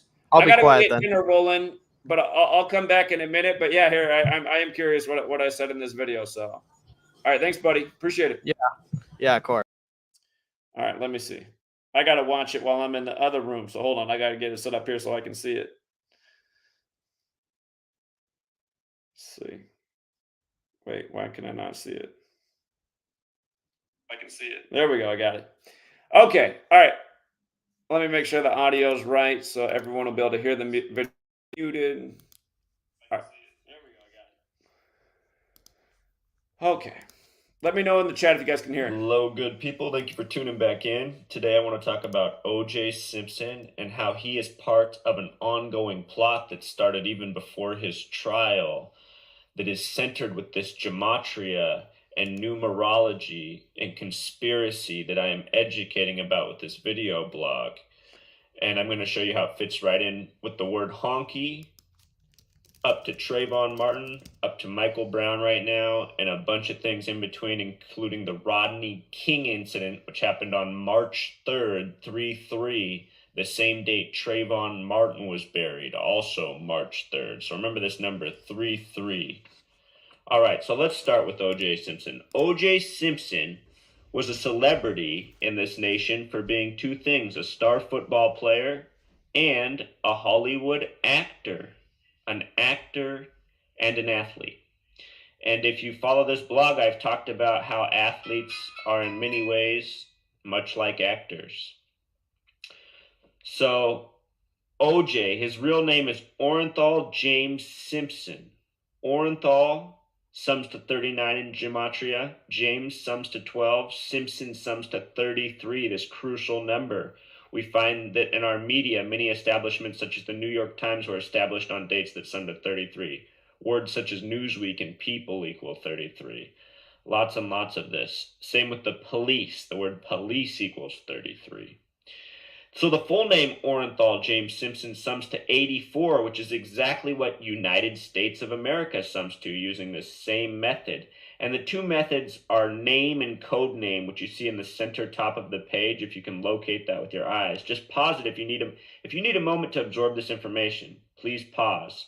And also know that below in the comments, I have linked my blog, which shows all the math for this. The reason I don't write all the math up on here is because it becomes an eye clutter and just overwhelming for most people. Even as is probably overwhelming for a lot of people. So I apologize. So bear with me. I will explain it. All right. So when we think of the number 84, which United States of America sums to, we probably all think of George Orwell's book 1984 about this futuristic police state that's always at war for unknown reasons, and it seems like it's full of corruption and fear. It's not exactly like the present day United States of America, because we're more full of like consumerism and television and I guess what I would call false happiness. So it's not as grim as 1984, at least not yet, and hopefully it never will be. But it's a similar world. There's parallels there. So moving back to the name O.J. Simpson, his initials OJS sum to 44, which also happens to sum to the word kill in Gematria, which I did the math for up there, 11 plus 9 plus 12 plus 12, just going with where the letters are in the alphabet. The word hope also sums to 44, as does faith. Faith and hope are also 44 words. So O.J. Simpson, in Gematria, he has a very curious name. The numbers 33 and 39 are curious. They're paired in James Madison to New York to the Declaration of Independence. So these aren't just arbitrary numbers, and they don't just show up in anybody's name. Why don't you apply this method to your own name to see what you find? See if you have a name like this. Perhaps you do. I mean, there's a lot of us out there. There's a chance you could have a name like this, but go ahead and do it. See what you find out. It would be nice if you even shared it on the blog. That would be cool. If you shared down in the comments what your name summed to. You don't even have to write your name. You could just say what the sum was. Anyhow, let's see. So, moving on with this O.J. Simpson hoax with 33 at the center of it, look at the date and time that the crime scene was found. It was found at 12:10 in the morning, so just fresh into the new day. If you look at the story, it says dogs were barking on late June 12th, which is what attracted the eyes that came and witnessed it at 12:10 on June 13th. What's significant about 121, that number, is that 11 times 11 equals 121. The book of Revelation, if you do it with the larger method like name up here in the middle of the page, Revelation sums to 121. With the smaller method like codename up here, Revelation sums to 49, which both reduce to 4. And in the Bible, the fourth book is called Numbers, and in numerology, the number 4 is foundation. Okay, so keep that in mind. I'm going to talk more about that 4 and CNN in a second. So the crime scene date, if you sum the numerology of it as I did, 6 plus 1 plus 3 plus 1 plus 9 plus 9 plus 4, it sums to 33. And I think most of us who were living know where we were when all this stuff happened in the O.J. Simpson trial. The white Bronco chase. White Broncos are referred to in Revelation. That's why I bring that up with the 121. I really do believe these madmen who code all this stuff, I believe they are truly following a code that is within the Bible, which I do not understand fully, but I'm coming to learn more and more. So also, the crime scene was on South Bundy. The gematria of South Bundy is 42, which in numerology is said to be the meaning of life number. In English, words such as war, sin, gun sum to 42. So does the word sub, as in below, 42, meaning of life. Think about that. Strange. If you add the DR for drive, like how you would commonly write the address on an envelope, it sums to 55, which equates to words such as Satan, psychology, and numerology. And going back to the Bible, the Gutenberg Bible is credited with being published on March 22nd, 322, 1455. So the year 55 in the 15th century. Interesting. Gutenberg Bible. Anyway, that date, supposedly, O.J. Simpson murdered Ron Goldman. The name Ron is 47. The name Goldman is 66. The Bible is 66 books in length. The word Christian sums to 47 with the codename method. Ron Goldman sums to 113, this number that's found all over. And if you watch my other blog posts, I will educate more about 113. Think about what 11 times 3 is. The verdict for O.J. Simpson came on October 3rd, 1995. October is the only month with 33 gematria. The date sums to 28, which represents the complete cycle. That's the complete solar cycle in nature, at least as it's taught in science. It's the number of years the World Trade Centers were open. They were open 5 years after MLK assassination on April 4th, 1973. They lasted for 28 years and 7 months and 4 days. February is a tribute to 28. That's why there's 28 days. What gets real interesting is his O.J. Simpson's 3-star attorneys were Robert Shapiro, Robert Kardashian, and Johnny Cochran, and all of their names sum to 74. Both the names Robert equal 33 and the names Shapiro and Kardashian sum to 41. Johnny Cochran's is 35, 39, I believe. He gets that 39 in there. And in the case of Robert Kardashian, his daughters Kim and Khloe both have 33 names. Kim is married to Kanye West, which has a gematria of 33. Not uncommon for musicians. The word rock star itself equals 33 in gematria. The word hip in hip hop equals 33. The word rhyme equals 33. The one word that doesn't rhyme, orange, also sums to 33. Probably all part of the little riddle they coded into our language. So just check this out. I mean, if you ask how this could happen, maybe it's MK Ultra. We've all heard of MK Ultra, right? If you haven't heard of MK Ultra, just turn this video off and go learn about that. It's even more important. I'm just showing you all the numbers behind all this madness, how it's all done.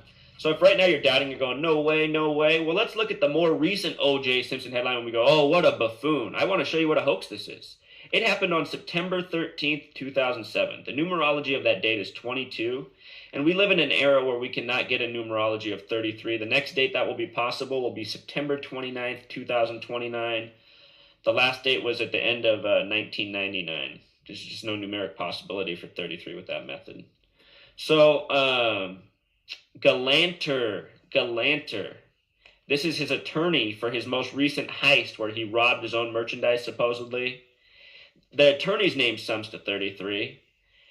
He got a 33-year prison sentence, 13 years to the day he was acquitted of the murder trial of Nicole Simpson and Ron Goldman. 13 years to the day. Again, October 3rd, 13 years.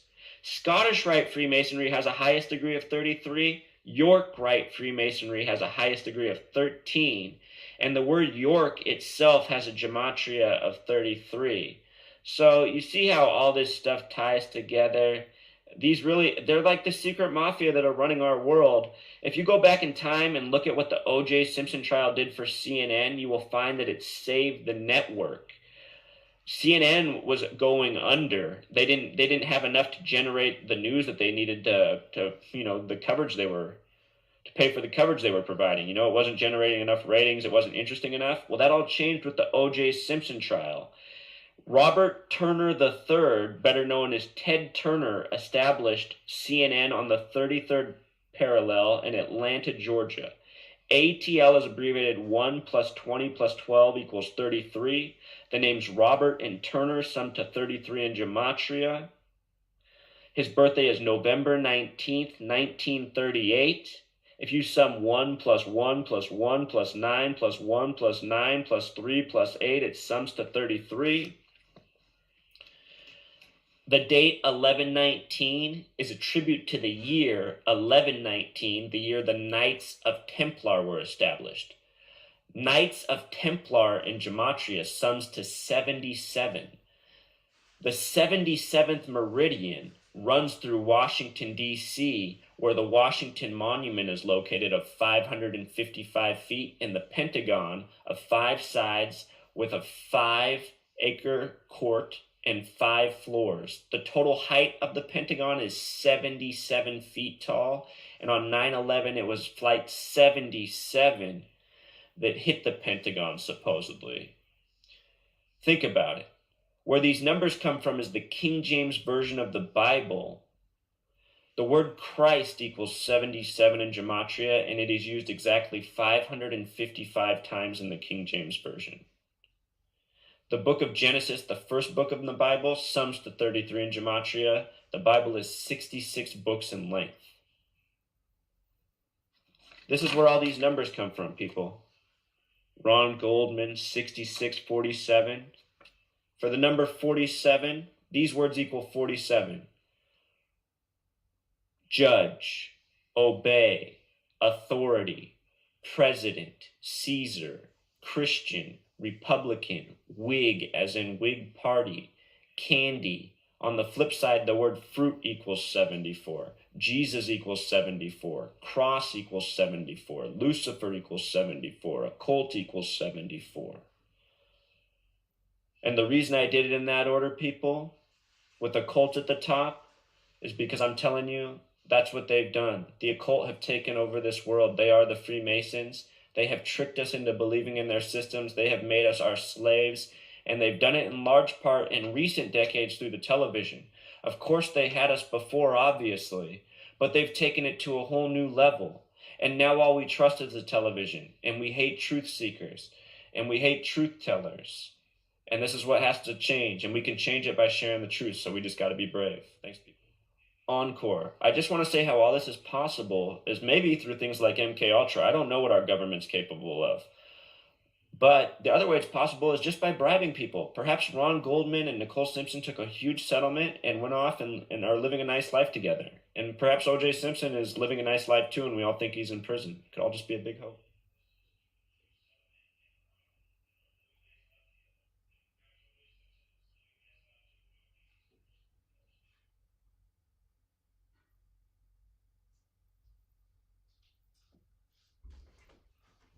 All right, I had to come back from the other room because, like I said, I got to get dinner going here. But yeah, I do got to finish up dinner, and just about. Hold on, and I got to mute this video. I said in that video, like again, there's something very biblical about this. When I first started this research, the first book I tried to write was called "Revelation and the Birth of a Nation," and how they're using Revelation as a playbook. OJ just announced dead on 11/4. Orenthal James Simpson, 114. San Francisco 49ers, 114. Dead after his old team, the Niners, losing the Super Bowl. Dead at 76, while his two teams, the Bills and the Niners, are 7-6 against each other. But again, Ephesians 6, 5-9 are the verses about slaves, obey your masters. Slave and master both equal 76. Slave also equals 59. OJ dead 59 days from the Super Bowl at age 76. Announced dead as the Masters are teeing off. And again, that 114 in Revelation, the only physical description of Jesus begins in Revelation 1:14. And it describes a man with darker skin and hair like wool. Ephesians, again, 6, 5-9, the verses about slaves obey your masters. All these years later, OJ dies in this way, perfectly sync with these biblical verses. Acts 7:6, about 400 years of slavery. So, again, we've put it together so much more. And back then, I talked mostly about Masons, and I'd occasionally talk about Jesuits. As I learned more, as time went on, I learned more and more about the Jesuits. I saw the Jesuits are behind modern Freemasonry. I learned that they gave us the calendar, how everything came to be in their 16th century. So that's the evolution of the work too. Just realizing things like Johnny Cochran's Jesuit educated, and if it doesn't fit, you must acquit on September 27th. Big Jesuit day in history. That's when they were recognized by Rome, the day leaving 95 days left in the year to counter the 95 Theses. So here, let me bring on the young guy one more time, and then I got to hop off here and finish dinner because Sweet Lay's going to be home in about 10 minutes. But, all right, closing words, young guy. Oh, hold on. I got to switch the audio again. I got to switch it again because, all right, there we go. Now you're good. I can host a show for like 10 minutes and just like play these old videos while you're cooking if you want. Kind of like an intro to like the radio show you want to do. Channel. So go over to your channel if you want to do that. If you want to do a live stream playing old videos, it'll give you a chance to get subs. Yeah, sure. Yeah, I'll do that later. Sure. Okay. I just uploaded another video and it's the Ukraine and Russia one. So people can check that out, or if you want to play it right now, you can do that too. But yeah, that was kind of like my thought on that. And also, well, you got to go. I won't say anything else. But yeah, good show. All right, man. Appreciate All the re-upload. So yeah, Yeah, some yeah. of the old videos are still out there in places if you look around. Yeah, there's like 200 of them. I'm downloading them right now, and then I'm gonna put up a torrent file of it, so that way anybody can download it. I don't think it's gonna be very big compared to the other ones because there's not as many videos, and they're all in like 360p. But yeah, that's gonna come out like probably like tomorrow or something. I'll put out that link for people to download that whole channel. You know, all those older videos. Yeah, yeah. And as we go off, this is a great comment in the chat. Barbara says, everything changed after Simpson trial. Broadcasters realized potential daytime audience views. The U.S. government jumped on C-SPAN and Court TV expanded People's Court, many others like today. Yeah, don't forget Judge Judy's a big old 201 as well. But yeah, 1,000,000%. They've been it's like these things are experiments and also tests to see how they're going to take us in the future. And it's high ritual, and it's the same dates over and over. June 13th. I didn't know about 201 back when I did that video, but June 13th, another special day, the day leaving 201 days left in the year, the day the OJ crime scene was discovered. And CNN came out of the Simpson trial too. You know, they had bad ratings until the Simpson trial, and then that was their like boom. You know. Yeah. It changed the direction of CNN, so we're told. And let's not forget Turner equals 33 isn't 10 Turner, and CNN's down there on the 33rd parallel in Atlanta. But yeah, I got to hop off, you guys. Thank you again to everyone who hits the like and the share and supports the work. And shout out to the 4 donors. Yeah. Raised $10. Yeah, and also Ebola happened. The whole outbreak happened 33 years after AIDS happened. You know, and that's what I said in the one video. Yeah, AIDS is 33. Yeah. Yeah, exactly. But yeah, that's it. I'll get off. All right. Shout out to Coco Mac, Brian Williams, Jimmy Maybe, Quentin, Nicholas. I see you guys all gave some cash apps over the last few days. I appreciate that. Yeah, if you guys want to support the work, again, it takes resources to get this out there the way it needs to be, especially in the age of censorship. Or thank you again, just anyone who shares the work. That's also the purpose, just to get the work out there way more. So we'll leave it there for now, and we'll be back sooner than later. Until next time.